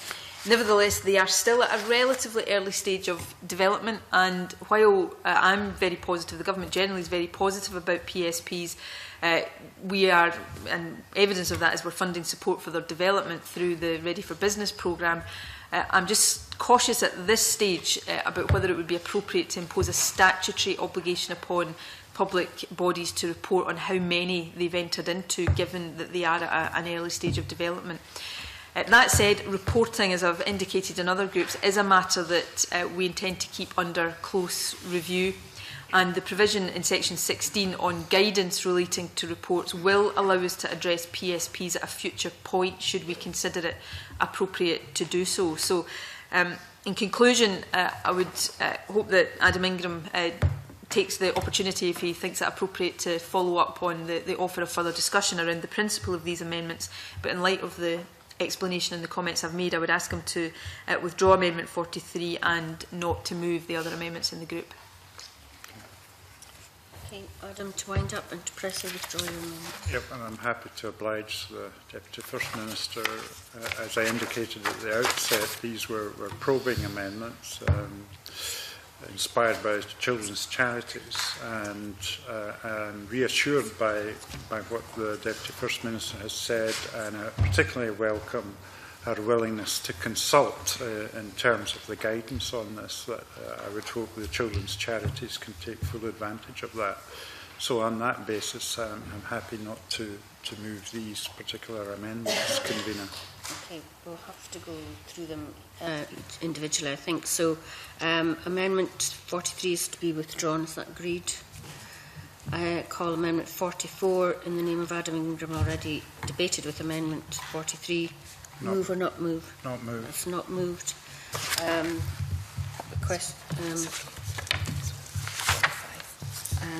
Call Amendment 45 in the name of Adam Ingram, already debated with Amendment 43. Adam, to move or not move? Not move. That's not moved. Amendment 46, move or not move? Not move. The question then is that Section 11 be agreed to. Are we all agreed? The question is that Sections 12 and 13 be agreed to. Are we all agreed? Yes. We move on to community benefit requirements, and I call Amendment 16 in the name of the Deputy First Minister, grouped with Amendments 53, 54 and 78. Deputy First Minister to move Amendment 16 and speak to all the amendments in the group. Amendment 16 adds a summary of fulfilled community benefits to the information that the annual report must contain. That was the recommendation in the committee's Stage 1 report, and I hope that the amendment therefore meets with the committee's approval. If we turn to Amendment 53, again, I don't take issue with the underlying aim of the amendment lodged by Mary Fee, which is to promote apprenticeship, something that has been a key priority of the government. But our experience around community benefit clauses suggests that it is difficult and not always helpful, and wouldn't always be helpful, to set fixed target percentages. Projects and contracts, as members are well aware, vary considerably, and it's important when considering what level of community benefits can be achieved that they are appropriate and proportionate for the particular project under consideration. There is support and guidance available to public bodies seeking to apply community benefit clauses on the number of apprenticeships and training places that would be appropriate to the scale and type of project. I think taking a blanket approach would be inappropriate in every case, and it doesn't allow contractors to provide their own proposals, which could then be evaluated by authorities. So I would therefore not be able to support Amendment 53. Amendment 54, which is also in the name of Mary Fee, seeks to reduce the threshold for contracts where contracting authorities must consider imposing community benefit requirements. The rationale behind the current threshold of £4 million is that it is essentially the same as the level at which public works contracts are covered by the EU Public Procurement Directive. It is a fairly widely recognised level, and it seemed to be a fairly simple and straightforward approach to take. The threshold, I think it's important to say, was also subject to consultation, and the majority of respondents responding to that consultation supported the threshold that's currently set out in the bill, and I would say that's not an insignificant point for members to consider. Having said all that, and I'm pretty sure I said this in the Stage 1 debate, I'm not wedded to this threshold. I simply am not convinced that it is right to arbitrarily change it at this stage. There is a rationale for £4 million, which you can agree with or disagree with. I'm not convinced that there is a rationale for the amendment other than just halving the amount that is currently there. What I would say to the committee is that we intend to keep the threshold under close review. Section 20 allows us to amend the threshold by order if we consider that to be appropriate. And I would suggest to the committee that this is something we should return to in light of the outcome of some research on community benefits that we've recently commissioned, and also in light of experience once the provision has been in place for perhaps 6 to 12 months. And I would be happy to write to the committee with a more considered proposal about how we do some structured review of that when we get to the appropriate time. And I think that would be a better way forward of, as I say, just having an arbitrary change in the threshold at this stage. Let's stick with it as it is, but review it on the basis I've set out, and if there is a feeling that it's set too high, as there may well be, I'm certainly not ruling out that possibility, then we can change it by order in light of some evidence rather than just doing it on an arbitrary basis at the moment. Amendment 78, again, I understand the objectives behind this, which is to ensure that reliable data on the actual achievement of community benefits is captured. But again, I think the issue can be addressed adequately through the other provisions of the bill. I've already talked on several occasions this morning of I've already mentioned Amendment 16, which will have the effect of requiring that annual reports include a summary of the community benefits that were fulfilled over the year. It's also the case that contract award notices for higher value contracts will have to include a statement of what the authority believes the contract will deliver. So against that background, I think the issue of data collection, while I would certainly agree that it's very important, is better addressed through the guidance on community benefits, which is provided for in section 21. Just before I finish, another point in terms of the threshold relating to Mary Fee's amendment.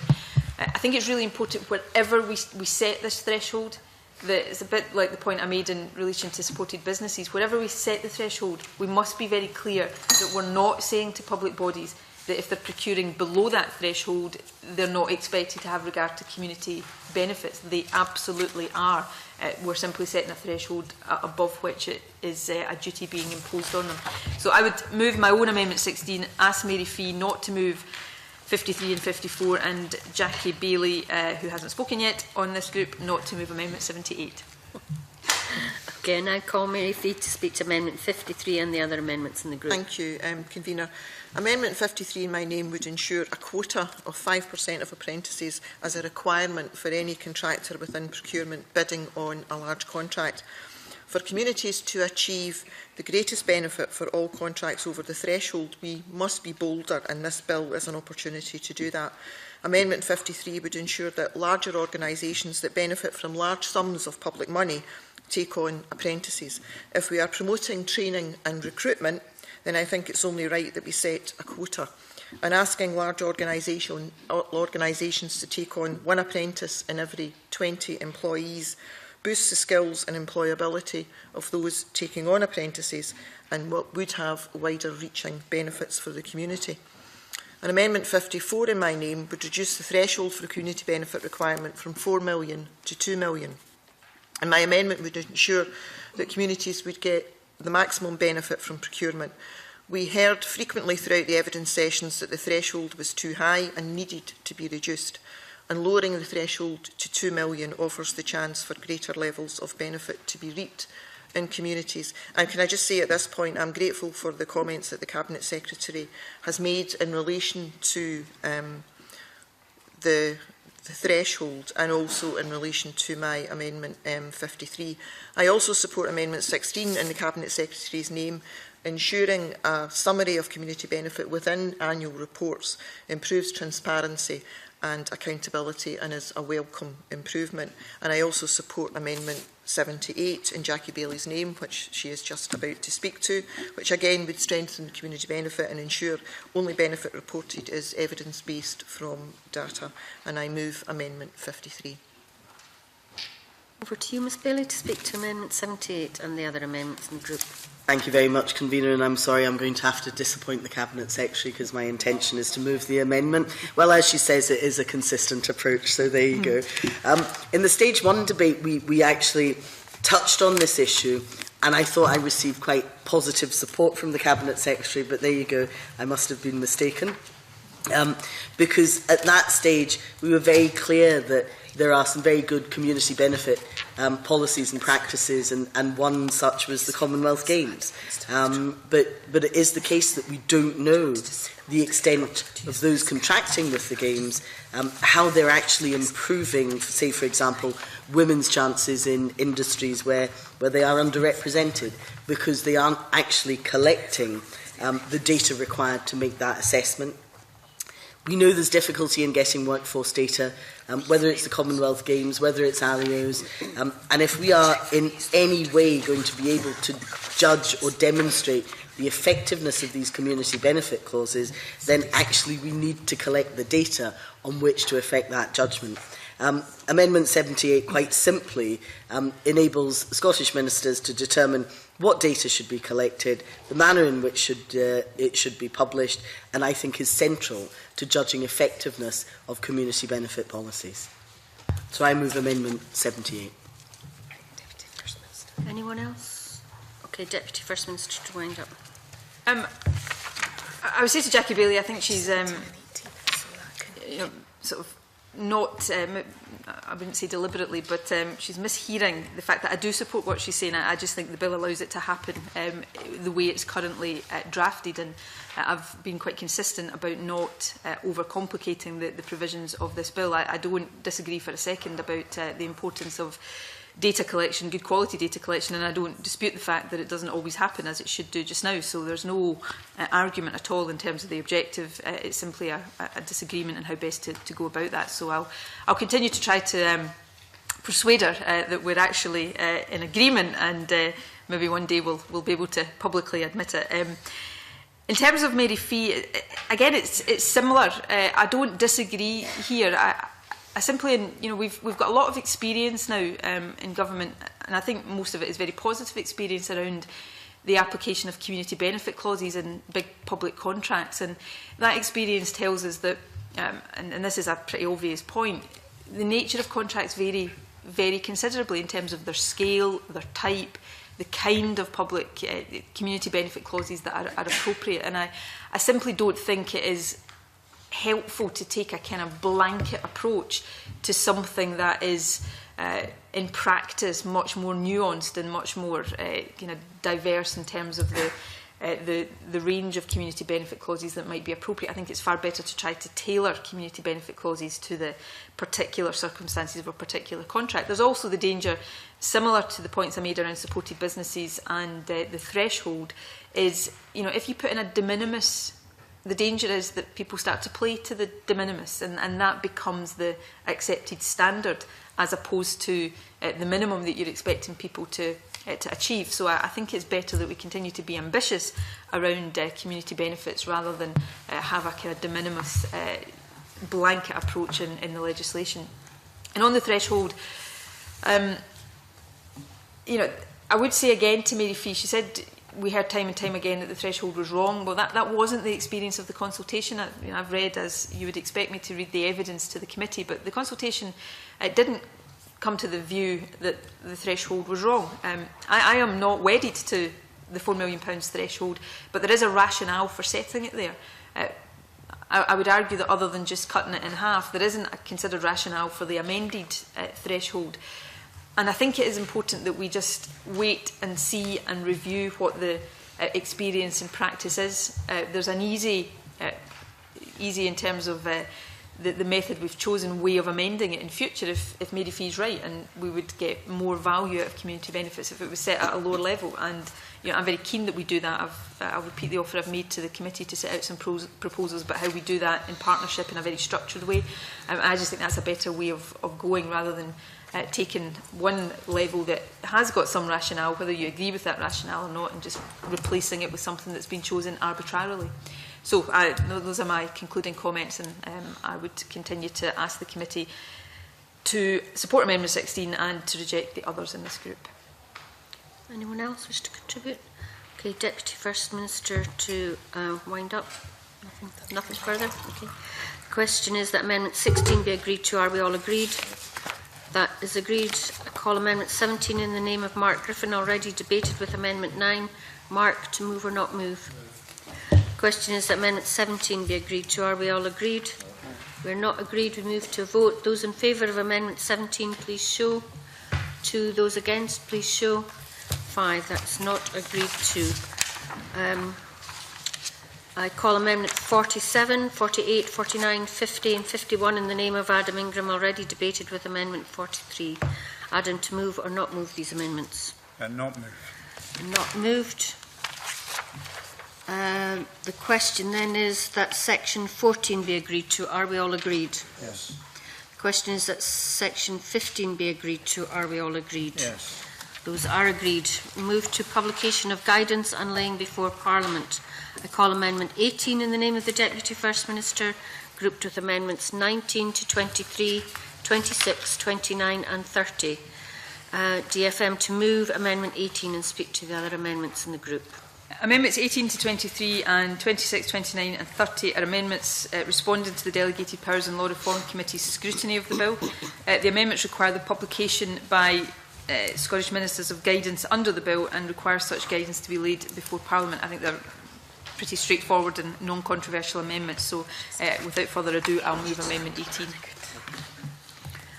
Okay, anyone else wish to speak? So the question is that Amendment 18 be agreed to. Are we all agreed? That is agreed. I call Amendment 19 in the name of the Deputy First Minister, already debated with Amendment 18. To move formally, DFM? Moved. The question is that Amendment 19 be agreed to. Are we all agreed? Yes. That is agreed. Call Amendment 20 in the name of DFM, already debated with Amendment 18. Moved. To move formally. The question is that Amendment 20 be agreed to. Are we all agreed? Yes. That is agreed. The question is that Section 16 be agreed to. Are we all agreed? Yes. We are agreed. We move to Annual Procurement Report by the Scottish Ministers. Just suspend for a moment. Thomas Bailey comes back. In fact, shall we suspend for a couple of minutes till we all... we'll have a short, just a very short break. Suspend for a few minutes.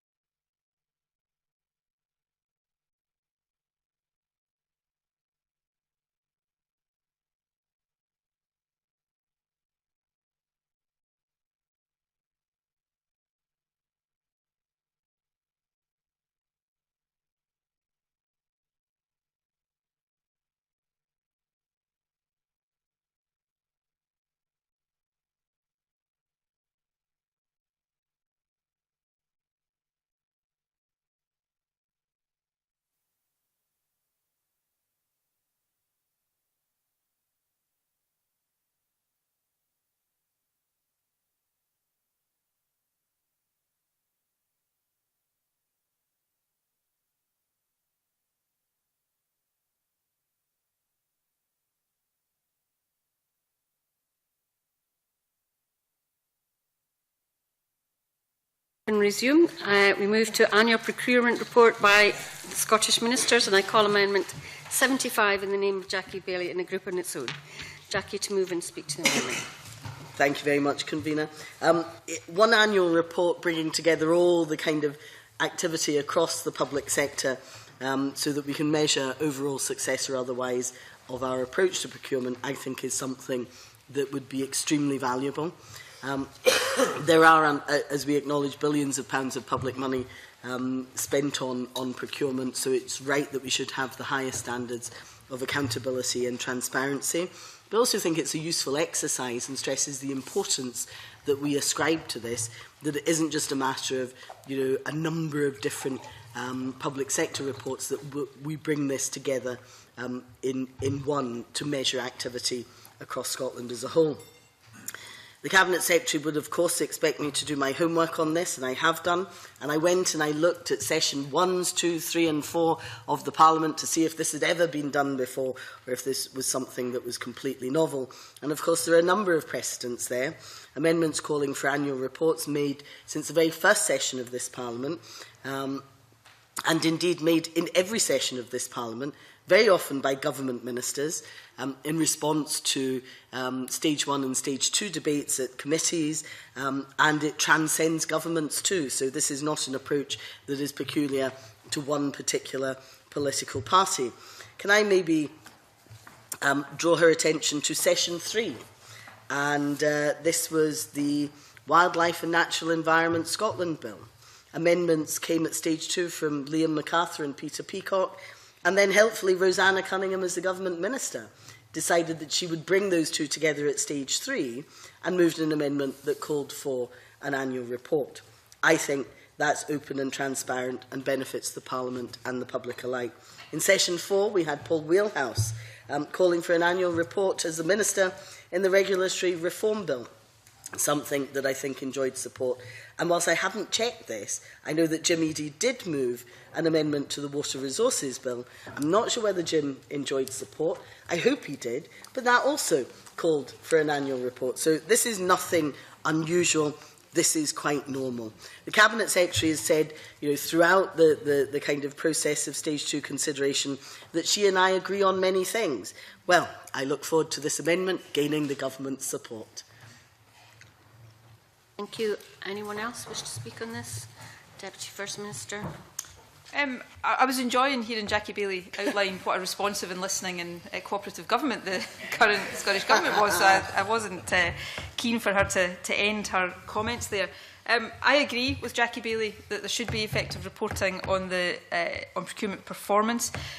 One of the strengths of how we do procurement is that we increasingly do it in partnership through the wider public sector, and I think Jackie Bailey's amendment is trying to capture that, because ethos is very much about working in partnership and with key stakeholders. So although this amendment tries to capture the ethos of that, it does solely put the duty on Scottish ministers. So I'm being genuine here when I say I don't think I can support the amendment in its current form. I think the amendment needs to be looked at, but I am prepared to consider working with Jackie Bailey to bring another amendment back at stage 3 that would allow for an annual report to be published. But I think if we're going to do that, we need to get the framing of that right to make sure we capture the right information. The other way of potentially doing it would be to ask the Procurement Reform Board, which I chair and which encompasses all of the different stakeholders, to look at this. But I'm not unattracted to the idea of putting a duty of some form on the face of the bill, so I'm happy to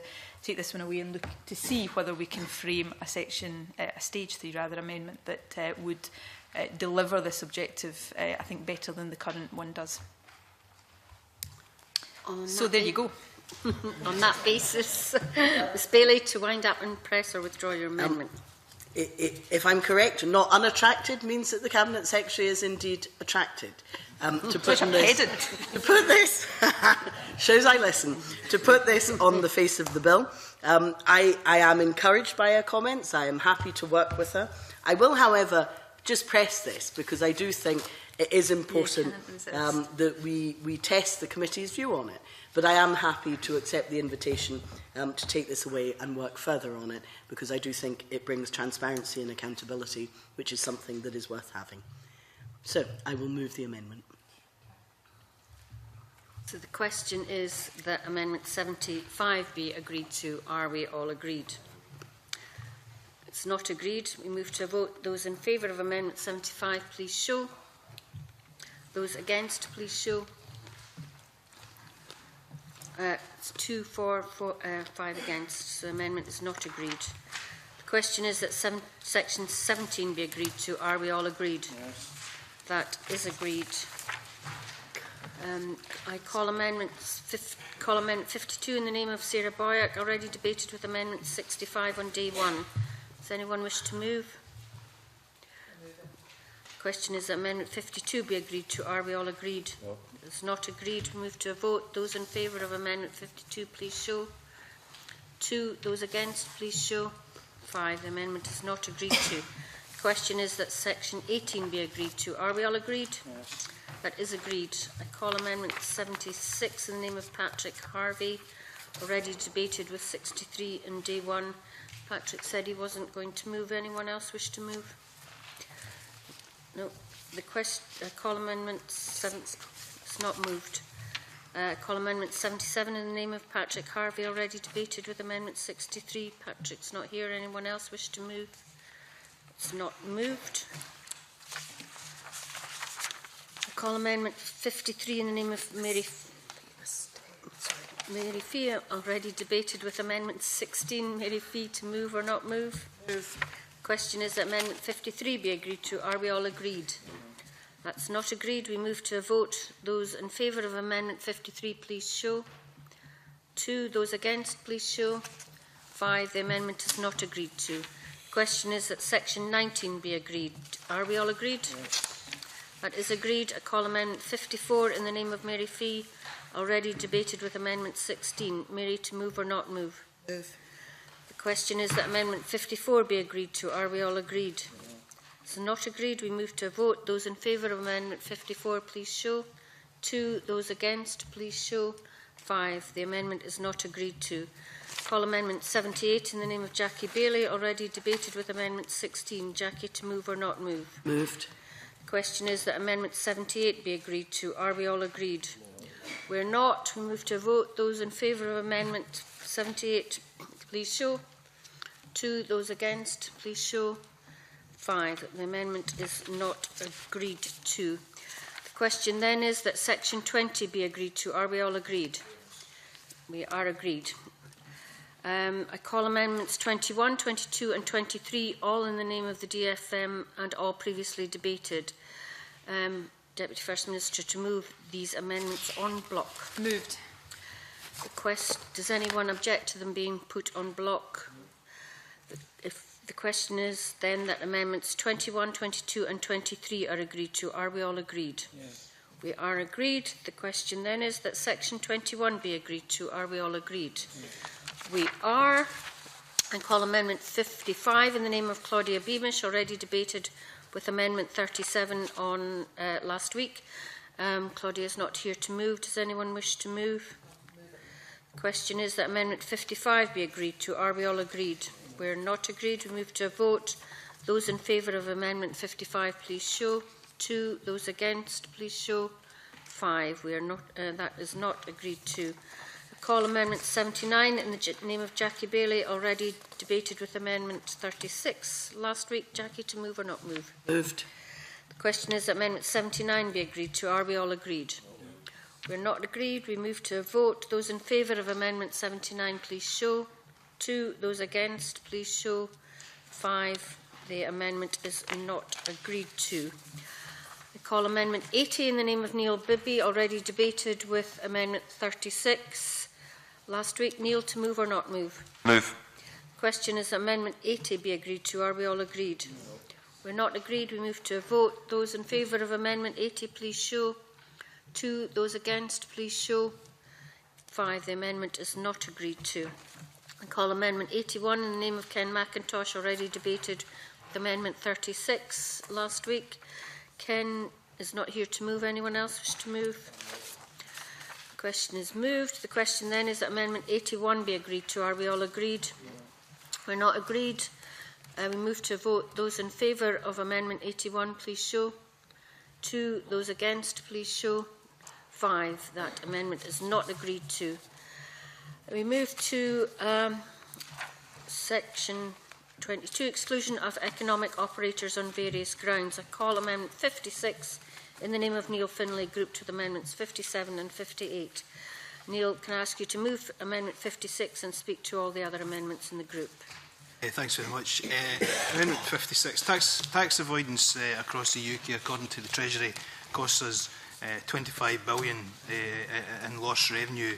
And at all levels of government, we should use the powers that we have to clamp down on this scandal. Deliberate tax avoidance and evasion impacts directly on our public services. Our schools, hospitals, colleges and the environment are all affected by being starved of much-needed public funds. Some of the biggest household names are up to their necks in this practice, and we'll all be aware of the examples of Starbucks, Google and the rest of them who have been exposed. Recently, we saw the Scottish Government award £10 million to Amazon to locate in Scotland, and they are one of the worst corporate tax avoiders. Amendment 56 seeks to exclude contractors from securing public sector contracts if they are involved in deliberate avoidance or evasion.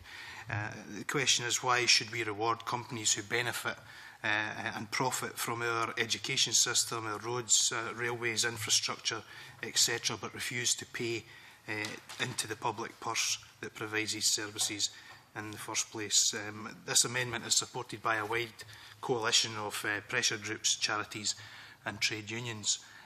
On Amendment 57, can I say that blacklisting is a heinous practice that has gone on for decades and decades in the construction and other industries. The raid on the Consultant Association offices 5 years ago exposed almost 4,000 names of people held on a database, many of them Scots, held on a database because they had been health and safety reps, shop stewards, environmental or political activists, or they had simply spoken up about conditions on construction sites. And it was some of the biggest companies in Scotland and across the UK who were involved. People like Balfour Beatty, Langs, McAlpine, Keir, Carillion, the Forthbridge Constructors Joint Venture and the rest.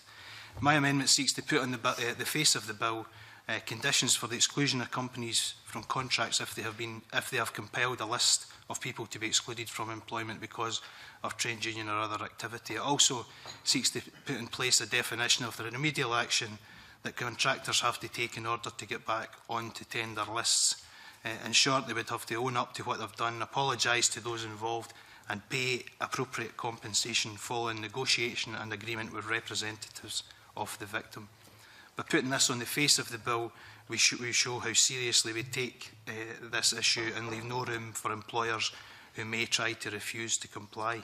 In moving this motion, I want to pay tribute to the Blacklist Support Group, Unite, the GMB, UCAT, but more importantly, the ordinary men and women who have refused to accept that this is just the way of things. For me, they are the heroes of this story, and we owe it to them to take action. I accept that since we began the campaign on this issue, that the government has moved significantly, but I think we probably disagree on the best way to deal with this, and I move the amendment. Can I ask Jane Baxter to speak to Amendment 58 and the other amendments in the group? Convener. The problems of zero-hour contracts in their most extreme and exploitative sense have been well documented over the past few months and years. At their worst, zero-hour contracts, while providing no guarantee of a minimum number of hours or income, also restrict those contracted on them from working for any other employer. For too many workers, these contracts mean poverty wages, no guaranteed income and minimal rights. Employees are trapped in a restrictive contract and in many cases have no opportunity to seek other work, even if not being offered any hours in their current job. I note that in May last year, the Minister for Youth Employment stressed that some people will choose to undertake zero-hour contracts because they want and need that flexibility for their life. And there may well be some circumstances where a contract which does not specify the minimum number of hours or even fixed working times can work well for those who are on them.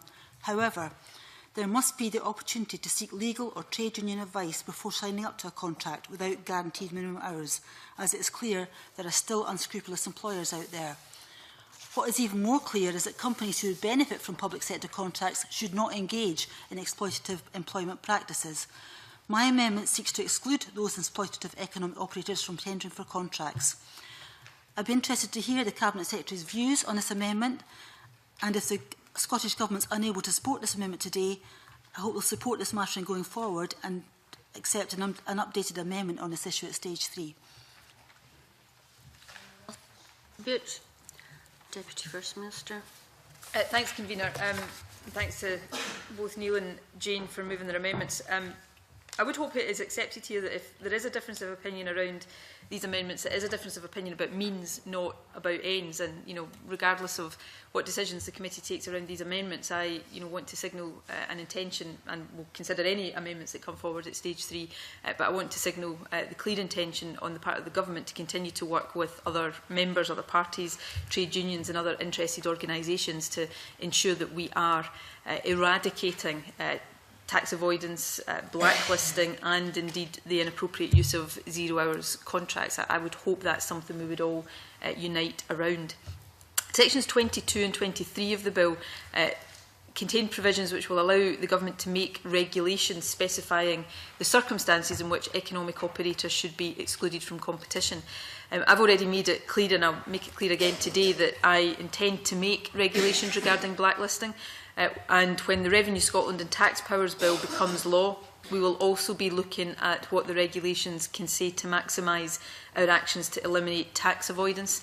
Section 23 of the bill, as introduced, makes provisions for those regulations. And I want to reiterate that the government will take whatever steps we believe necessary and appropriate to ensure that tax avoidance will not succeed in Scotland. I agree with the points Neil Findlay made about the implications and the consequences of tax avoidance, and it hits everybody in the country, particularly those who rely on our public services, and we shouldn't tolerate it. And we've made our position clear on that over a prolonged period of time, and will continue to do that. We've also been very clear that we are opposed to the inappropriate use of 0 hours contracts, and I'll reiterate again today that we will use the guidance on workforce matters that is provided for by section 24 of the bill to address this issue in the way we deem to be appropriate. My concerns, and I'll outline the reasons for the concerns more fully, is the limitations, perhaps counterintuitively, that we would place upon ourselves by putting the amendments, particularly Neil Findlay's amendments, on the face of the bill. We need the flexibility that regulations provide us with to be able to adapt the approach we take in the event that there are changes in employment legislation or related matters. And right now these are areas that are out with the responsibility and control of this Parliament. I would draw the committee's attention to the Scottish Affairs Committee, House of Commons Scottish Affairs Committee report that was published last Friday on blacklisting. I was very pleased to see that the report acknowledges that the Scottish Government has already gone further than the Welsh Government in tackling blacklisting, specifically through procurement policy.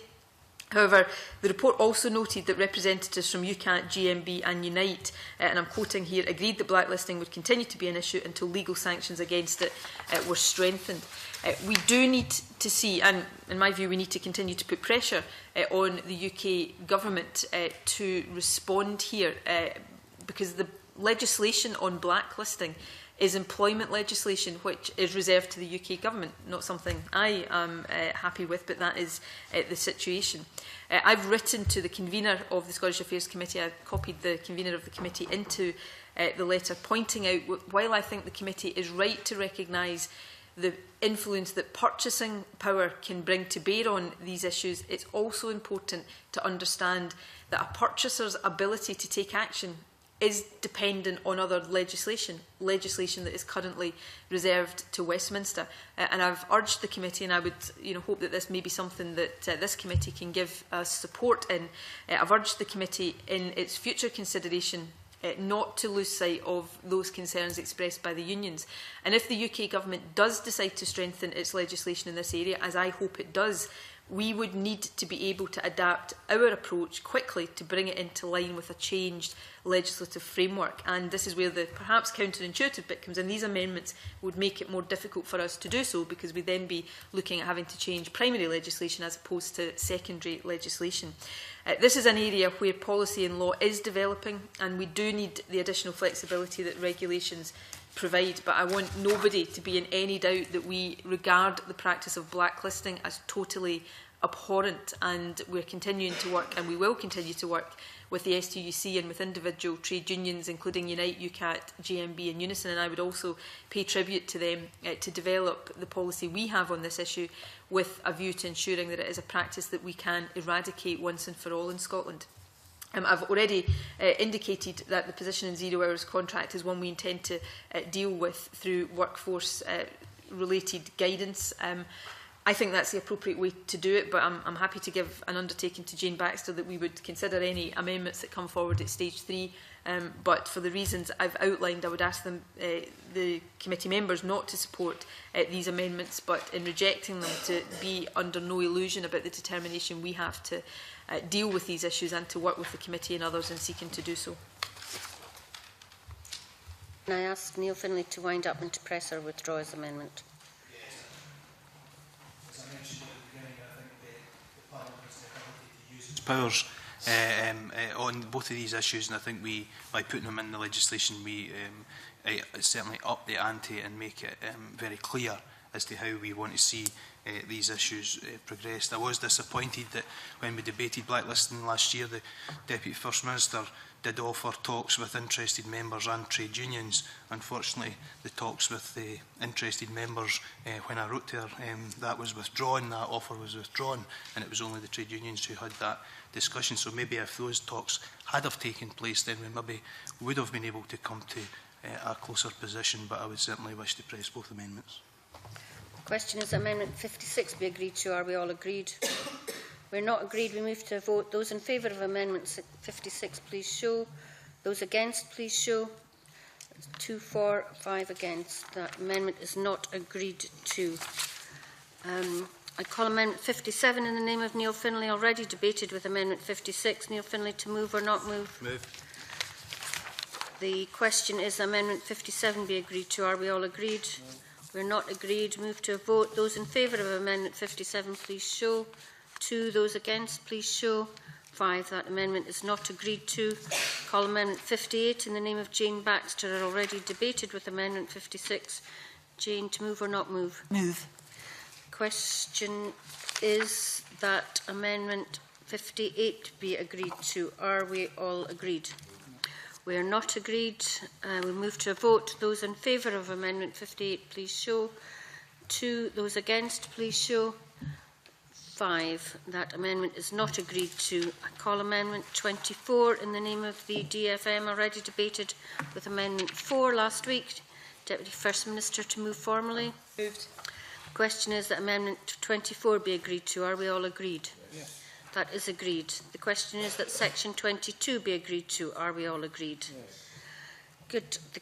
I call Amendment 25 in the name of the DFM, already debated with Amendment 4 last week. Deputy First Minister, to move formally. Moved. The question is that Amendment 25 be agreed to. Are we all agreed? That is agreed. The question is that Section 23 be agreed to. Are we all agreed? Yes. I call Amendment 26 in the name of the DFM, already debated with Amendment 18. Deputy First Minister, to move formally. Moved. The question is that Amendment 26 be agreed to. Are we all agreed? That is agreed. I call Amendment 27 in the name of the DFM, already debated with Amendment 4 on day 1. Deputy First Minister, to move formally. Moved. The question is that Amendment 27 be agreed to. Are we all agreed? Yes. We are agreed. I call Amendment 28 in the name of Jim Eadie, already debated with Amendment 6. Jim Eadie, to move or not move? Not moved. It's not moved. I call Amendment 29 in the name of the DFM, already debated with Amendment 18. Deputy First Minister, to move formally. The question is that Amendment 29 be agreed to. Are we all agreed? Yes. We are agreed. I call Amendment 30 in the name of the DFM, already debated with Amendment 18. Deputy First Minister, to move formally. Moved. The question is Amendment 30 be agreed to. Are we all agreed? Yes. We are agreed. The question is that Section 28 be Section 24 be agreed to. Are we all agreed? Yes. That is agreed. The question is that Sections 25 to 34 be agreed to. Are we all agreed? Yes. That is agreed. We move to remedies power to transfer forum from courts to first tier tribunal, and I call Amendment 31 in the name of the DFM group to the Amendment 34. Deputy First Minister to move Amendment 31 and speak to the other amendment in the group. The Stage 1 report supported the suggestion that we consider the establishment of a procurement tribunal or ombudsman. This will be considered in the context of our transposition of the new EU Public Procurement Directives, on which we intend to consult later this year. The Remedies Directive allows for considerable flexibility for Member States to adopt an approach to remedies that's consistent with a particular national legal system and preferences. The Directive already provides an option to introduce a form of administrative review body or tribunal that operates at a tier below the national courts, and many other Member States have chosen to introduce such bodies as part of their implementation of the Procurement Remedies Directives. Scotland has given effect to the Public Procurement Remedies Directive in the 2012 regulations. When we transpose the new EU Procurement Directive, we will have the opportunity then to revisit our implementation of the Associated Remedies Directive. Should we seek to provide for remedies before a tribunal, that would not extend to dealing with bill remedies as the bill is currently drafted. This amendment is therefore intended to allow us to amend the remedies in the bill in the event that when we transpose the new directive, which will probably be in 2015, we can include provision for procurement cases to be considered by the first tier tribunal for Scotland. If it's decided that an ombudsman should be established, that would require a separate legislative provision to be made, and as such that's not included in this amendment. Amendment 31 provides for the amendment of the remedies by regulations. Amendment 34 would make such regulations subject to affirmative procedure. So I move Amendment 31 and ask that the committee supports it and the other amendment in the group. Anyone else wish to speak? Don't wish to wind up. Deputy First Minister, take it. The question is that Amendment 31 be agreed to. Are we all agreed? Yes. We are agreed.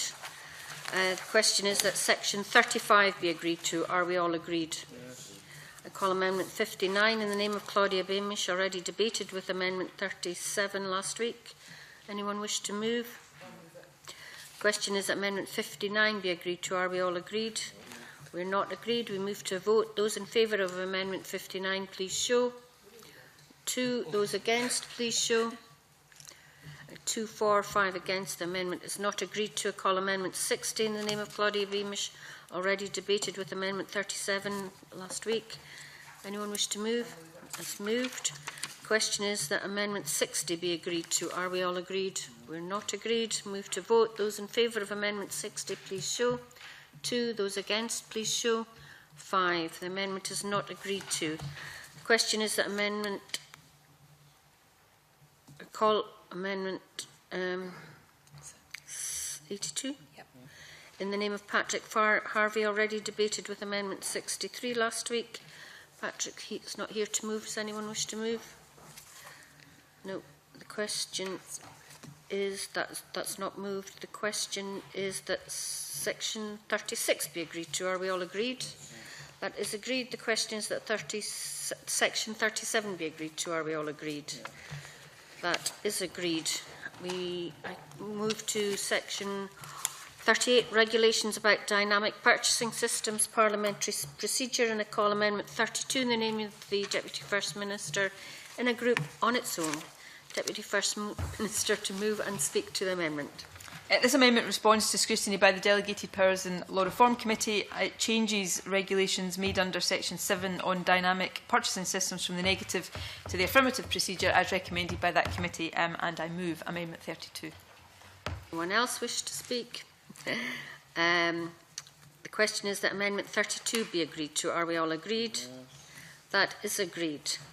Call Amendment 33 in the name of the DFM, already debated with Amendment 12. Deputy First Minister to move formally. Moved. The question is that Amendment 33 be agreed to. Are we all agreed? Yeah. That is agreed. Call Amendment 34 in the name of the DFM, already debated with Amendment 31. To move formally. Moved. The question is that Amendment 34 be agreed to. Are we all agreed? Yeah. That is agreed. The question is that Section 38 be agreed to. Are we all agreed? Question is that sections 39 and 40 be agreed to. Are we all agreed? Yes. We are agreed. And the question is that the long title be agreed to. Are we all agreed? Yes. That ends stage 2 consideration of the bill. Members should note that the bill will now be reprinted as amendment. Parliament has not yet determined when stage 3 will take place, but members can now lodge stage 3 amendments at any time with the legislation team. Members will be informed of the deadline for amendments once it has been determined. And I now briefly suspend the meeting to allow supporting officials for the next session to swap over.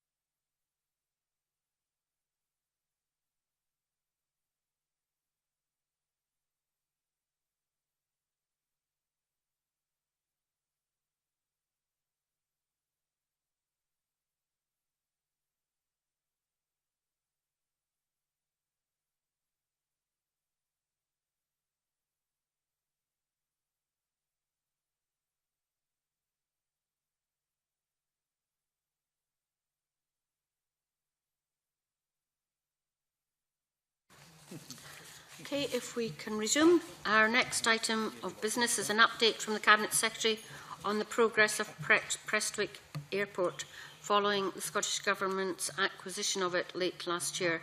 I welcome again Nicola Sturgeon, Cabinet Secretary for Infrastructure, Investment and Cities, Sharon Fairweather, Director of Finance, and John Nichols, Director of Aviation, Maritime, Freight and Canals of Transport Scotland. Cabinet Secretary, would you like to make any opening remarks? I would, Convener. I appreciate the opportunity to be here today to give the committee an update. I wrote to the committee on the 31st of January. There's been some further developments since then, and this is a good opportunity to bring the committee up to date. I think it's important to stress, though, that this is a period of transition for the airport while we further develop the options for its long-term development and its intended return to profitability. So while I'll be able to give an interim report on progress today, I will continue to keep the committee updated as things progress, and obviously it's up to the committee to decide whether you want to invite me, but I would suggest that perhaps in around 3 months' time it would be useful to come back to the committee, by which time we'll be able to give more detail on our intended way forward. It's worth remembering also at the outset that if we hadn't acquired the airport, it would have closed. It is that stark, and it was that stark a choice for us. We weren't prepared to see that happen, and we believed then, and we still believe now, that the airport can have a positive future. The business case and the business plan that we prepared to inform and underpin the decision to acquire the airport demonstrated that our ownership would be undertaken on a commercial basis and that it satisfied the market economy investor principle. In other words, we are making an investment in the airport, but we expect to generate a long-term return for taxpayers' money. In my letter of the 31st of January, I indicated that we had provided Glasgow Prestwick Airport with £3 million in working capital, and that we would provide additional capital as and when that was appropriate. I can tell the committee today we have since provided an additional £2 million of working capital. Some of that will be for the purposes of operations in the next financial year. There has also been approval given to carry out, at this stage, limited but nevertheless strategically important capital investment in the airport to upgrade the central security search area, which allows passengers to move more quickly through the airport, and to upgrade the mezzanine level of the airport. Ayrshire Chamber of Commerce are going to lease part of that space when it's upgraded, and that will ensure a commercial return on that investment. It also makes that part of the airport property a more attractive proposition to attract other commercial tenants into that space. The other significant development since my letter, although it was flagged up in my letter, was that we've appointed a senior advisor. That appointment took place on the 11th of February. Romain Pye has a role of doing some work over a 3-month period to inform the holding company board and ministers on the longer-term options for future business development of the airport. He will be required to make recommendations on the strategic business development options to reposition the airport, building on the commercial opportunities that were identified during the acquisition process. He will develop a structural plan as well to identify the options for ownership and longer-term management arrangements, and to recommend the optimum operating structure required to take the airport forward. I should say at this point, and I wouldn't lay too much stress on what I'm about to say, but nevertheless it is important to advise the committee that in the 11 months to the 6th of February this year, we've seen a 4% increase in passenger numbers compared to the 11 months up to February 13, and a 3% increase in freight volumes. Now, that is undoubtedly a reflection of economic recovery. There's a long way to go, but nevertheless it is positive progress that I think we're pleased to be able to report. But the senior advisor will consider and develop options on how best to market the airport to attract interest from outside of Scotland and from the wider investment community. And that work will be absolutely crucial to enable us to develop the Stage 2 business plan by fleshing out the earlier work that we did for the acquisition, and enable us to set out the details of the plan for the next 3 to 5 years. And it's when we get to that stage that I, as I indicated at the outset, probably in about 3 months or so time, that it would be appropriate to come back to the committee to go into more detail based on the work that Remain Pie will have done to flesh out what our medium to longer term plans for the airport are. So apologies for taking a wee bit of time there to outline where we are, but I thought it was useful to give an update. I think the final point I would make is that, well, final 2 points I would make is that the airport is open for business as usual. We want to stress that. I've already said that a couple of improvements to the airport have already been authorised, very much to send the signal that we are starting the process, perhaps a long process, of turning the airport round and ensuring that the investment that is required to do that is taking place. And the last point I would want to make, particularly directed at our other airports, is that any investment we make, we will take care to ensure that that has no impact on our Team Scotland approach and on our ongoing efforts to support all of Scottish Airports' route development aspirations. It is important that we give that assurance to the other airports that we will continue to operate in the neutral way that we do when it comes to route development across Scotland. So I hope that update is helpful, but I'm happy to answer any further questions. Okay, thanks. If I could maybe start off, I mean, can you explain why Scottish ministers considered it necessary to buy Prestwick Airport? Were there no other buyers in the frame?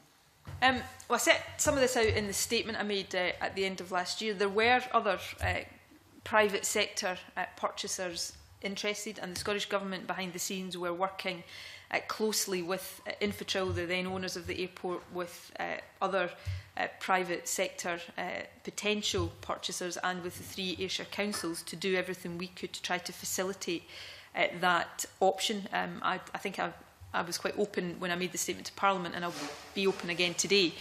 Our preferred option was to see a private sector sale, but it became very clear that that was not going to be possible to achieve in the timescale that Infratil had set out. You know, they were, to be fair to them, patient as a company. The airport had been on the market for some considerable time, but they got to a point where they were reaching a clear end point in that process. So we were faced with a pretty stark choice. We either had to step in to acquire the airport, or the airport would have closed. There is no doubt in my mind that that would have been the step that Infratil would have chosen to take. We chose to acquire it, to keep it open, because of the strategic importance to the local, regional and national economy. It's worth just repeating the figures that were in my statement to Parliament. The total GVA associated with the airport is just short of £50 million in an Ayrshire context, and just over £60 million in a Scottish context. There are around 300, just between 300 and 400 jobs directly dependent on the airport, around about 1,400 indirectly dependent on the airport. When you add in the aerospace cluster around the airport, which is not directly dependent on the airport, but there's no doubt having an operational airport there is advantageous to that cluster, then we're talking about even greater numbers of jobs. So, we believed it was important to secure it for those reasons. Even if we'd had those reasons, though, it wouldn't have made sense for the Scottish Government to acquire it unless we believed that it had a positive future that could return it to profitability and, at some point in the future, return it to private sector ownership. So these were the reasons why, after careful consideration, we decided that acquisition was the appropriate move for us to make.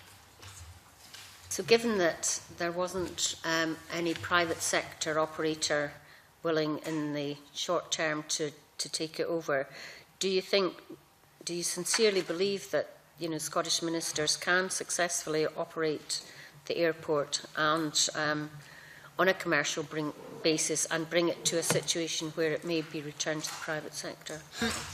Yes, I do, and I genuinely wouldn't be sitting here saying this if I didn't, obviously. I'm not suggesting it will be easy, and I've been very, very careful and taking great care to kind of make it plain to people that this is something that will take a lot of time, effort and investment. We're in it for the potentially long haul, if that's not too unfortunate a pun given the subject matter. The other point to make here is there were, and I kind of said this in my last answer, there were a number of private sector organisations that had an interest in acquiring it. Obviously, I can't go into detail about the identity of any particular organisations, but there was one bid that was at a very advanced stage, and with more time might well have materialised into a private sector acquisition, but it wasn't possible to complete it within the timescale that Infratrail set in that latter stages of the market of the airport being on the market. As part of the confirmatory due diligence we did, we compiled a business plan that indicated that the business can produce a return on the investment we will make. As I say, we acknowledge that will be challenging. We acknowledge it will take a number of years. But as I said in my opening remarks, we require to operate on a commercial basis. The market economy investor principle means that we have to make a judgment, and we can make an investment if there is an expectation of return, and come to the conclusion that a reasonable private sector of investment would have made that same judgment. So, these tests are fulfilled, and with all the challenges that I've already identified, yes, I do believe this can be done, and I think making the concerted effort to do it is a better alternative than just having allowed the airport to close. Thanks. Alex? Yes. Can I ask you to explain the governance arrangements for the airport and the role of Transport Scotland and ministers? Sorry. Can I ask you to explain the governance arrangements for the airport and the role of Transport Scotland and ministers in its management? The airport's senior management continue to have day-to-day responsibility for the commercial operation of the business. The management team reports to the board of Prestwick Holdco Limited, which was the holding company that we established for the purchase, and the 3 board members of the holding company are senior Transport Scotland officials, including the 2 that are here with me today.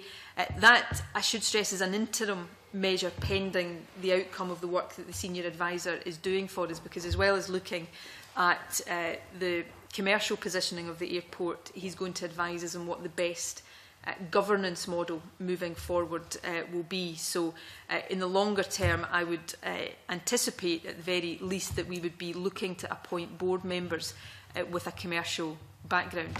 In terms of ministerial roles in this, I have principal ministerial responsibility, and I oversee the whole picture in terms of the developing plans around Prestwick. I had the opportunity to visit the airport 2 weeks ago today, I think it was, to talk with the senior management, to meet on site Romain Pye, the senior advisor, and to, as many of you will, I've used the airport as a passenger on many occasions, but to see in a bit more detail, guided by the management team, just what the situation is, what the requirements are in terms of investment, and start to kind of gain a picture about how we start to take that forward. So there's close ministerial oversight, but clearly day-to-day operations are the management team, and they report formally into the holding company that Transport Scotland has the members on at this stage, pending a longer-term arrangement. Structure, it is duplicating what you might describe as a private sector model, so there's no a difficulty in creating a structure that then would be difficult to transfer back into the private sector. Indeed, I mean, the management team is as it was previously. Now, that, as I say, is all pending recommendations on the way forward. I think I said when I made the statement to Parliament that we would envisage at a later stage bringing in a private sector operator to run the airport. I think for a variety of reasons that would continue to be the preferred option. Whether I'd rather wait for some considered recommendations before deciding whether that's something we'd want to do initially, or wait a period of time until we've started the process of turning the airport around. So these are things that once we've got Romain Pye's recommendations, I'll be able to talk a bit more expansively on, but that certainly remains an option for the longer term. But you're right in the sense that we are, in terms of the governance arrangement and the model there, we're operating as a private sector outfit would operate. I'm very pleased to hear that you have the ambition to bring in a private sector operator at some stage. But of course the next stage would be to look to return the airport to private ownership. Is that also part of your objective? Again, I was explicit, and I think the convener of the committee actually, when I made the statement, questioned me about the potential alternatives to that. And I think, if you look at the situation in Wales just now, Cardiff Airport is owned by the Welsh Government. So, we shouldn't close our minds to anything around the future potential model that you might want for an airport. The government owns a number of airports, obviously very small or relatively small regional airports, but it remains my working assumption that we will seek to return it to the private sector. That's certainly what I said was my preferred option, and I wouldn't depart from that today. I don't think that's something that's going to happen in the short term. That will only be possible once we get the airport to a point where it's a viable proposition for a private sector operator to take over. And, you know, again, once we've come through this transitionary period, I may be able to sit here and put a timescale on when I think that would be possible.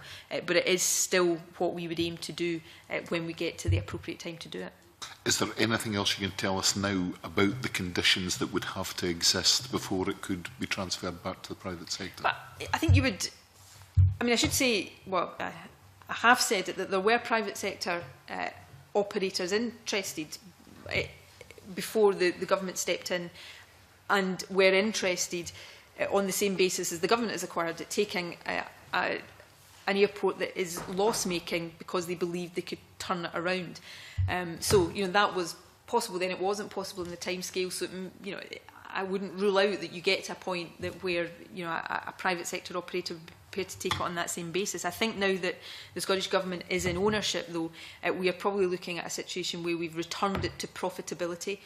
We also, you know, have to ensure that we can get a return on the taxpayer investment that we're putting in. So we would also want to be looking to return it to the private sector at a point when we have optimised the return to the taxpayer. So it's, you know, it's not possible for me today to put specific timescales on that in terms of the number of years we might be talking about. I think it is a number of years, is what I would say. But it may be that once we've got the report from the senior advisor that I'm able to just go a little bit further in terms of predicting what that time frame might look like. Okay, Mark? Thanks, Convener. Try to flesh out how long it would take to return to profitability and then return to private ownership. Could I ask how long the Scottish Government are prepared to run Prestwick Airport as a loss-making operation, and what might happen if it can't be returned into profitability? I'm not sure I can go much further in answering that than I did to Alec Johnson, and as I say, it may be that as we develop the transitionary work we're doing just now, I will be able to say more about that. What I would say is we don't want to run it as a loss-making operation any longer than we absolutely have to. That's a statement of the blindingly obvious. So, you know, we are very focused on doing the things that we need to do to return it to profitability as quickly as possible. Once we have the Stage 2 business plan completed on the basis of the recommendations that Remain Pie will make to us, we will be better able to make detailed judgments about when that might be. But, you know, some of the stuff I've been talking about today about the improvement work that's already underway at the airport is all being done with a view to making it more profitable. And obviously profitability of an airport, you know, central to that is passenger numbers and freight volumes, but it's also about the attractiveness of the retail offering. It's about the attractiveness of it as a facility for passengers. It's about, you know, how you maximise the land, and there is a lot of land around Prestwick Airport that is underutilised or unutilised in some respects right now. So all of these things are in the mix about increasing the revenue and maximising the revenue of the airport in order to return it to profitability, and that's absolutely the objective. The return on our investment is a longer term proposition. I'm not going to, you know, I was asked this question when I spoke to staff 2 weeks ago when I visited the airport. I'm not sitting here putting a guillotine on this right now. We acquired the airport to save the airport for the long term, but you will appreciate there are very detailed steps of work that we have to do before I can sit here and say, you know, 3, 4, 5 years and Prestwick Airport will be back in a profitable position. We have to do the things that will first do the things that will enable me to say with confidence that in X number of years this will be a profitable enterprise again. Reports had put the loss experienced by Prestwick Airport in 2012-13 at 9.7 million. Are you able to comment on that, and whether the projected loss for year 14-15 is going to be on a similar level, or is going to reduce? I need to double check the figures you're referring to, but if they're in, did you say they were in? It reported in the press. Right. Okay. And I don't want to comment on figures that I don't have in front of me, but I said in my statement to Parliament, and you'll be able to see it here. I probably won't find the specific reference quickly enough, but I think I gave a figure of about 7 million in terms of the loss of the airport, which I think from memory is a mixture of capital and revenue. So that's the kind of ballpark we're talking about. Obviously, our objective is to minimise that and to start minimising that. I mean, I've given you figures today, which again I'm not wanting to overstate, of already, not because of Scottish Government acquisition, I hasten to add, I'm not claiming credit for this, but we're already starting to see a bit of recovery in passenger numbers and freight volumes. The work that I spoke about to refurbish the mezzanine level of the airport is about trying to attract tenants into the unused space in the airport. There's thinking going on about how we make the retail offering around the airport more attractive. So all of that, it may take us a period to return the airport to profitability, but on the journey to returning it to profitability, you're reducing the losses that it's making, and that is our objective, to maximise the revenue, to reduce the losses, and we'll be working to make sure that we do that. Sorry, Sharon wants to add. Just one comment about the number that you're talking about. We'll give you a breakdown of that number, but part of it involves the write-down of the value of assets. So it's not a true operating loss that they incurred, but part of it was the write-down of assets to the end of March 2013, before we acquired the business. But we can give you a breakdown of the number that was in the press. The costs today, the 1.08 million cost for advice and due diligence, and the 3 million and 2 million figures for working capital. Can I just ask if that's the entire costs to the taxpayer today, and which budget line they came from?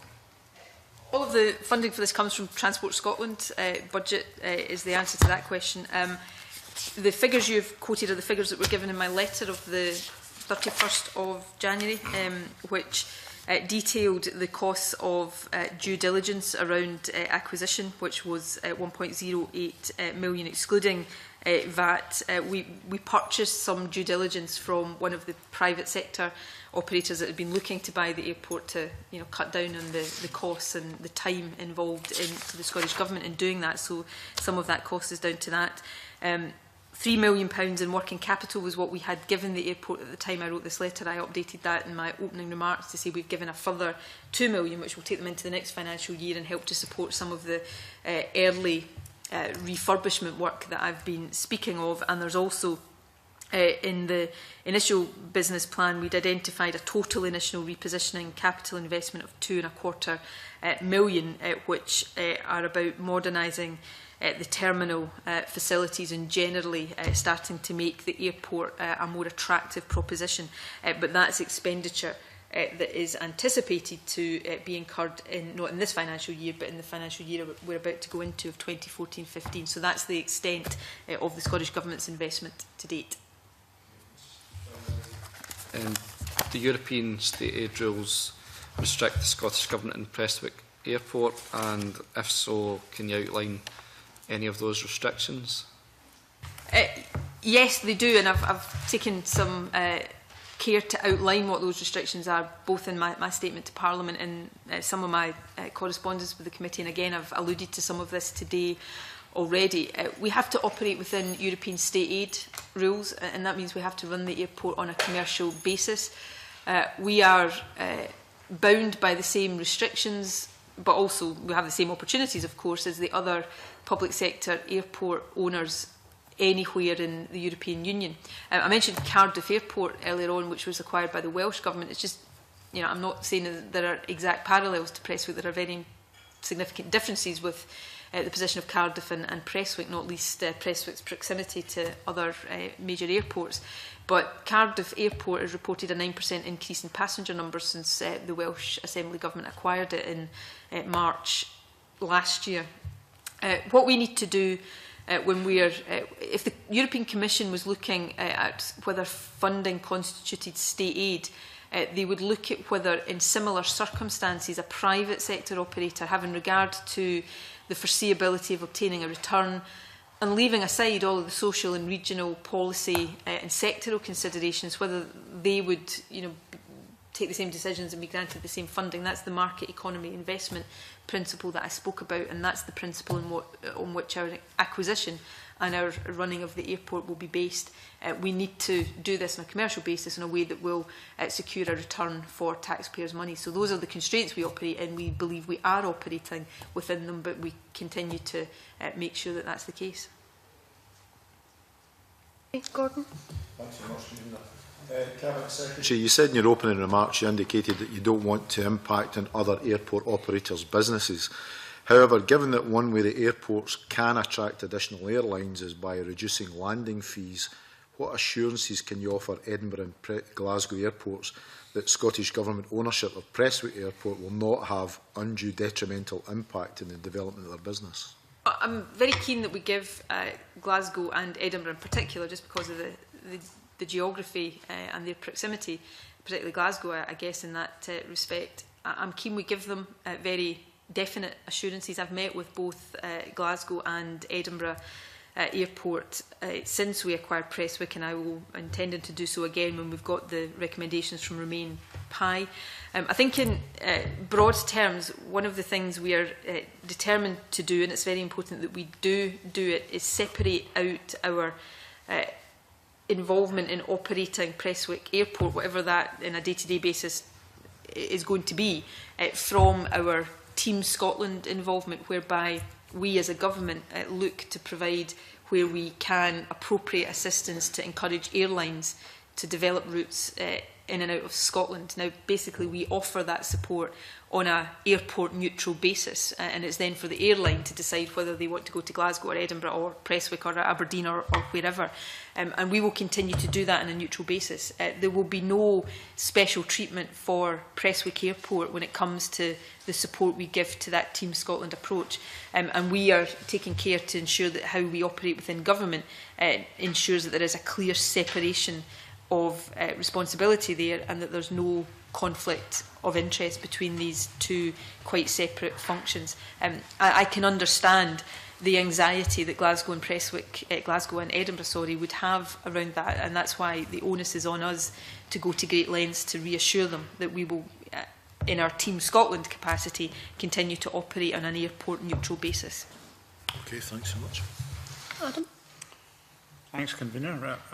First off, can I thank the Cabinet Secretary, the Deputy First Minister and the Scottish Government for riding to the rescue of Prestwick Airport. As she rightly pointed out, it's a very central feature of the local economy in Ayrshire, and it would have been a disaster if it had been allowed to fall out of economic use. I would also just like to clarify a little bit what the Deputy First Minister was saying about the next financial year's investment in the airport. We're obviously undertaking a makeover of the terminal, and thankfully we've got rid of the Pure Dead Brilliant branding. As should be, well, we're sitting here in the Burns room in the Parliament, Cabinet Secretary. Is there any chance of a rebranding of the airport along the lines of Robert Burns International, which she will know as an Ayrshire girl herself has been a long-term ambition of local people to have Prestwick Airport as the Robert Burns International? What I would say is this is probably the furthest into any discussion in Prestwick Airport I've ever got without that question having been asked of me, so congratulations. The Pure Dead Brilliant signage has gone. You will know that from your local knowledge. I was happy to see that when I visited a couple of weeks ago. On the rebranding, a lot of this and the further stages of our investment and our marketing and our positioning around the airport do depend on the recommendations that will come to us, and I think it's quite important that we don't start to preempt some of that work. We're doing that detailed work for a very good reason. I have put my cards on the table. I'm a resident of an MSP from the city of Glasgow, but I grew up in Ayrshire, so I'm not unmoved by these representations around rebranding the airport and calling it the Robert Burns International in particular. I've heard different opinions on that, I'll be honest. I hear the Ayrshire kind of opinion that says that would be the right thing to do because it would recognise the local importance of the airport. I've also heard the opposite opinion that says, we need to market the airport to those outside of Scotland. And while everybody across the world knows about Robert Burns, they may not necessarily know where in Scotland an airport called Robert Burns International was, and that the Glasgow Presswick, while I know there's differences of opinion on that, the Glasgow Presswick clearly puts the airport in a kind of geographical location, which makes it easier for passengers or companies from outside of Scotland to know where they'd be flying to. So, those are the differences of opinion there. We've taken no decisions on this, and I think it's right that we, as with every other decision about the future of the airport, we just proceed carefully. It's important, whatever my Ayrshire loyalties and sentiments, I think it's important that we don't take decisions like that on the basis of sentiment. It has to be about what we think gives the airport the best chance of growing its business and returning itself to profit. And if that is calling it the Robert Burns International Airport, and if we've got evidence and recommendations that says that will help us do that, then that's fine. But if, on the other hand, they view as that might be a sentimental move that would actually make it harder to market the airport, then we would have to listen to that. So I'm at this stage staying agnostic on where we might get to. We've not ruled it out. But would a recommendation on branding of the airport come through the second stage business plan that you're working up? It may well be something that Remain Pie. I'm not going to commit him to making. He's not Scottish. He may not want to go into the Ayrshire politics of deciding to recommend what the airport would be called. But I think it is absolutely. I don't want to. I'm being slightly flippant here, and I don't want to underestimate the importance of getting the branding of the airport right. That is absolutely vital, but we need to make sure that we're thinking about the person who's potentially flying into Scotland and what would help them to recognise the identity and the location of Prestwick Airport. So these are the things that are, I think, requiring to be considered, and it may well be that Remain Pie has something to say about that in his report. Okay. In turn, you indicated that something like £2.5 million was going into the airport in the next financial year to pay for the makeover, if you like, of the terminal and other aspects of the mezzanine development for commercialising that particular part of the airport.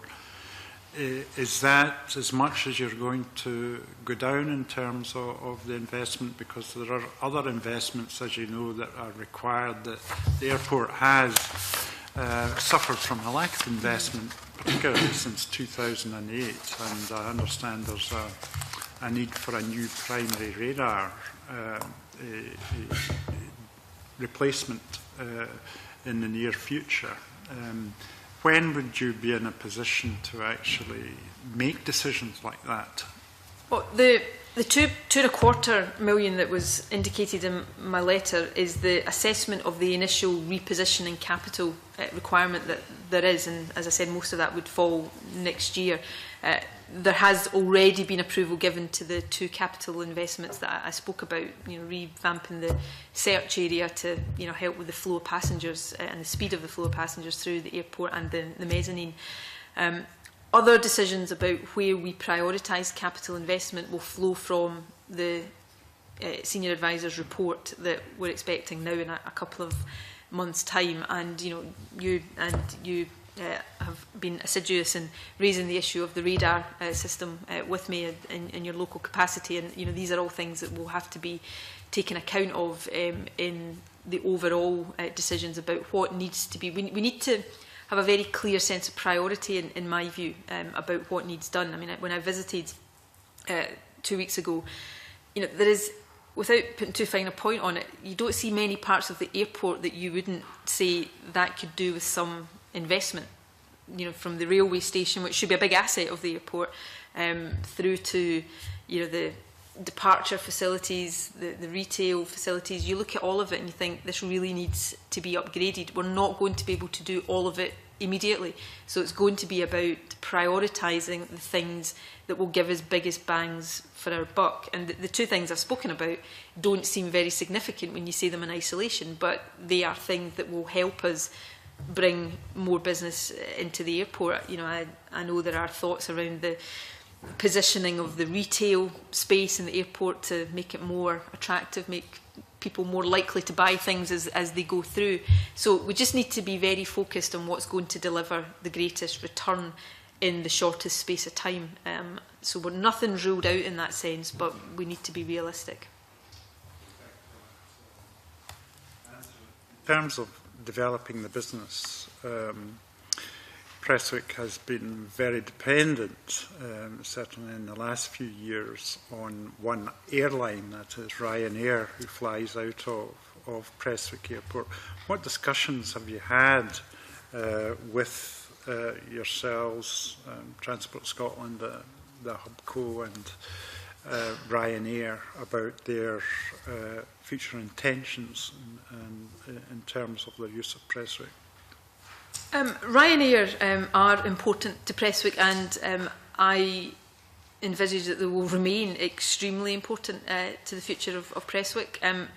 Just in terms of your specific question, there was ministerial contact with Ryanair management before we took the decision to acquire the airport. Transport Scotland are due to meet with Ryanair senior management, I think, early in April, and then there is an intention that I would have further ministerial contact with them after that. So both in terms of their passenger services, but also, as you'll know from your local knowledge, Ryanair have got their maintenance, repair and overhaul facilities at the airport. So in both of those respects, they are extremely important.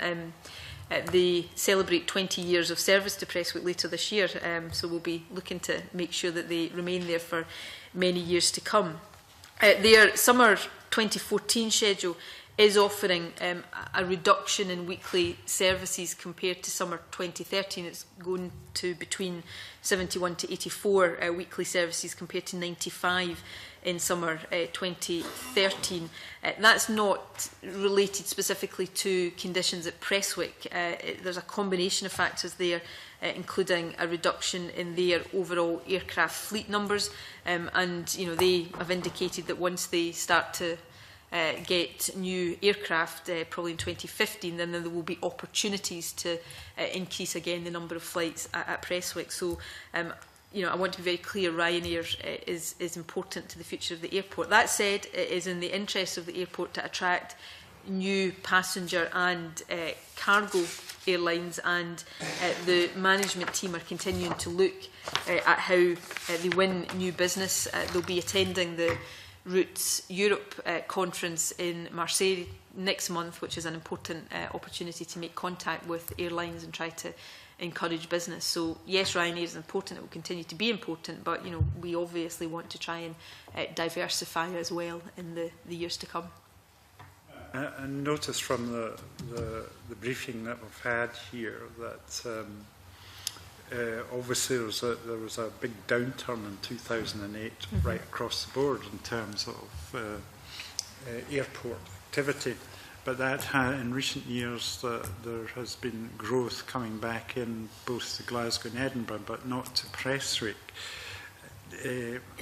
both in terms of passenger numbers and freight, which Prestwick used to do very well. And are there particular reasons for that decline in your view, Minister? Well, the decline generally, as you have identified in recent years, has been down to the general economic situation and not unrelated to that, the increasing competition in the aviation sector generally. So that's the kind of general position around airports generally. I think when you add into that mix for Prestwick the fact that there hasn't been investment in the business for a period of time, there has been a deterioration of the facility at Prestwick. It's not been as attractive to airline operators or passengers or other commercial enterprises that might want to do business in and around Prestwick. I think that then explains why Prestwick's been particularly hard hit by that. I did say earlier on that we have, over the period running up to February this year, seen a slight increase both in passenger numbers and freight volumes, and that's a good thing, which I suspect is reflective of improved economic conditions. In terms of freight in particular, although that remains challenging, Cargolux recently announced that they're increasing their Prestwick schedule from 4 to 6 flights a week from this month. So that, those extra flights will bring significant extra revenue. So, we're seeing, again, not reflective of anything we've done at Prestwick because it's too early for that to have any effect, but we're just seeing the signs of a general uplift associated with economic recovery. Our challenge now is to make sure that the airport and the investment in the airport and the things that haven't happened at Prestwick over a number of years allows the airport to be more competitive. I think about just one more question, and that relates to the fact that Prestwick doesn't have any services to the major UK hub airports in London, which would provide access to armoured long-haul flights. Is that something you have ambitions for Prestwick to achieve in the future? I think the restoration of a London service would be very welcome. I can't give you any guarantees around the achievement of that at the moment, but there's no doubt that would be quite a significant thing to happen for the airport, and I think open up other possibilities. Obviously, we will continue to work with airlines and local stakeholders to attract new business, but we do that with all Scottish airports. So, again, it goes back to my point in response to Gordon that, when it comes to airlines deciding where in Scotland to base themselves and to develop routes from, we are neutral about that, and we have to remain neutral about that. The other point I would make here is a point you've heard me make often in the past, and you heard the government make often in the past, is around APD. APD is a significant constraint on our airports. APD is applied on both sectors of a Prestwick London flight. Prestwick is an airport, as you said, with Ryanair being a significant airline, low budget airline. APD is particularly significant when you're dealing with low budget airline offerings. So I think if we were to get into a position one way or another, and I won't go into how that might happen at the moment, of being able to do something about the crippling effect of APD at our airports, it would help all of our airports, but I think it would be particularly helpful in this particular period for Prestwick. Jim? Thank you, Convener. With your permission, Convener, I'd like to ask a couple of brief questions on behalf of my colleague, Chick Brodie, who has a specific interest in and passion for the future of Prestwick Airport, although I hesitate to go beyond that and describe him as pure dead brilliant, but I just have.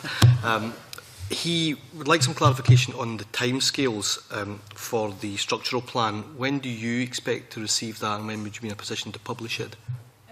Well, that is a matter of public record that we've asked Romain Pye to do his work within 3 months. He was appointed on the 11th of February, so we would expect that report now in just under 2 months. Now, you are aware, as aware as I am, that you get occasionally some slippage around these things, but I would not want that to be significant in any way. We want to get this so that we can move on to the next stage of the development of Prestwick as quickly as possible. We will, in terms of where we publish it, there'll be, you will understand a heavy degree of commercial confidentiality around some of the plans underpinning the second stage business plan, but we will seek to be as open and transparent around this as possible, as you would expect us to be, given that this is a publicly owned facility at the moment. But it is a publicly owned facility operating in a commercial environment, and we all have to understand the certain constraints that will apply to publication of business plans, etc. Preempting or prejudging the contents of the structural plan that will be brought forward, are you are you or your official in a position to give any kind of indication at this stage of where the balance of activity might be between maintenance, repair, overhaul, given that there is engineering expertise in Ayrshire, cargo, stroke freight and passenger traffic? No, I mean, it would be wrong of me to sit here, given the work that we have commissioned and is underway just now, to start to say where I think the balance of that lies. You know, I'll put it in kind of layman's terms for you. The balance of it should lie where we're best able to maximise the revenue and the profits of the airport. And what we've asked an expert in this field to do is to give us advice on how we position the airport best to do that. You know, one of the big advantages of the airport is the MRO presence it has there, which is Ryanair's at the moment. But there's a whole range of other things. You know, for any airport, passenger and freight is, you know, core business. But as I said earlier on, the airport's not maximising its potential in, you know, its retail offering and its, you know, food and drink offering. It's not, you know, there's masses of land around the airport that is not being utilised properly. So we've got to take time to have proper oversight and consideration of all of that. And ultimately the plan will be about maximising the asset to maximise its revenue, to reduce its losses and get it as quickly as possible into a profitable position. Just finally, on behalf of Mr Brodie, are you able to clarify if there are any plans to sell off any part of the asset before a business plan was in place? There's no, this is all part of the business planning. There may well be decisions taken to dispose of some of the surplus land around the airport. That is, you know, I'm certainly not ruling that out. But, you know, we're not at the point yet of taking specific decisions around that. That will flow from the recommendations that we get in a couple of months' time. One question, and that is in terms of the long-term viability and sustainability of Prestwick.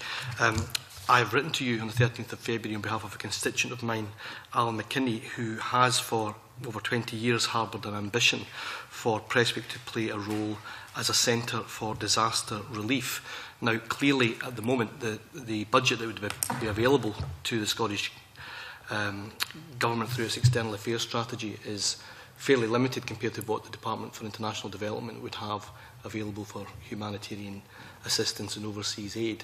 But that concept of Prestwick being a hub and a centre for disaster relief does appear, at least on initial examination, to be something that has a number of attractions. So, for example, Prestwick is perfectly designed to accommodate large passenger and cargo planes.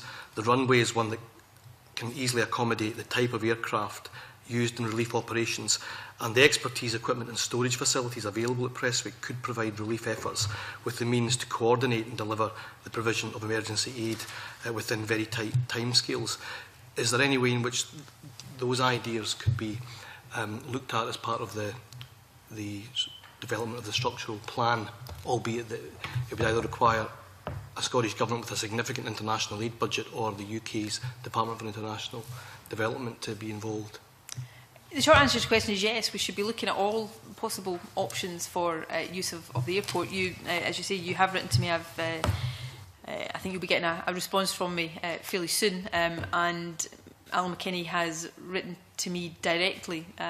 You know, I think the idea he has there certainly merits discussion and consideration, and I'm happy to undertake that we'll make sure that the advisor is aware of that proposal. It may be that it is a longer term proposal and it's not something that would feature heavily in our initial kind of short-term plans for the airport because of the reasons that you suggest, but it's certainly something that is worthy of consideration over the longer term. You know, the airport, as you've said, has got a range of distinctive features. You know, 2 runways, you know, it is particularly advantageous in terms of wind conditions, etc., etc. Now, you know, that may make it particularly attractive for a whole range of different uses, but you've, I think, outlined why some of those attributes would potentially lend themselves to the kind of thing you're talking about. So I can't sit here and say yes, that is definitely something that would be feasible to factor into our thinking for Prestwick, but I can certainly give you an undertaking that will make sure that the advisor and the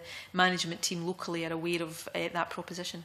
I very much welcome that commitment, Deputy First Minister, in taking forward this idea and then fully interrogating and exploring to to the maximum the possibilities that may exist. Can I also encourage you to open up discussions with officials at the Department for International Development on this subject? And also there may well be a European dimension, given that there isn't at the moment a single purposely designed and permanent hub for countries in Europe to efficiently organise and coordinate disaster relief. Yeah, I mean, I'm happy that we take forward consideration of all of that. Thank you. Anyone else got any further questions? Okay, can I thank Cabinet Secretary and officials very much for their evidence, and we look forward to future evidence when it becomes available, as you said, in about 3 months or so. And I briefly suspend the meeting to allow the witnesses in the room before we consider our final item.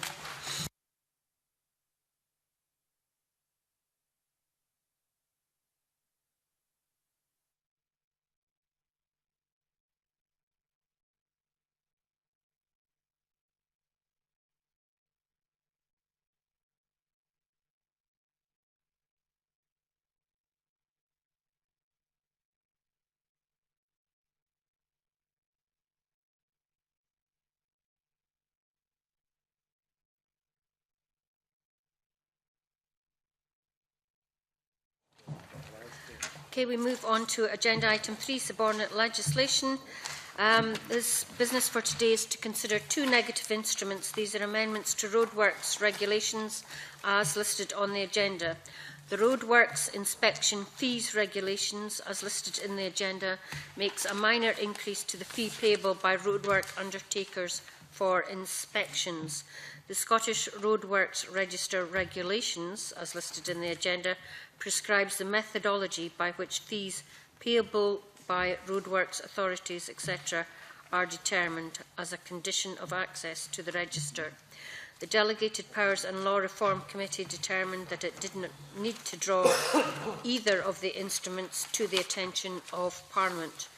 Members should note that no motions to annul have been received in relation to these instruments. Does any member have any comments on these? No. Is the committee agreed that it doesn't wish to make any recommendation in relation to these instruments? Agreed. That is agreed. Next week, the committee will hear a general update from the Minister for Transport and Veterans on transport issues, and the committee will consider its first draft of the Housing Scotland Bill report. And I close the meeting. Thank you.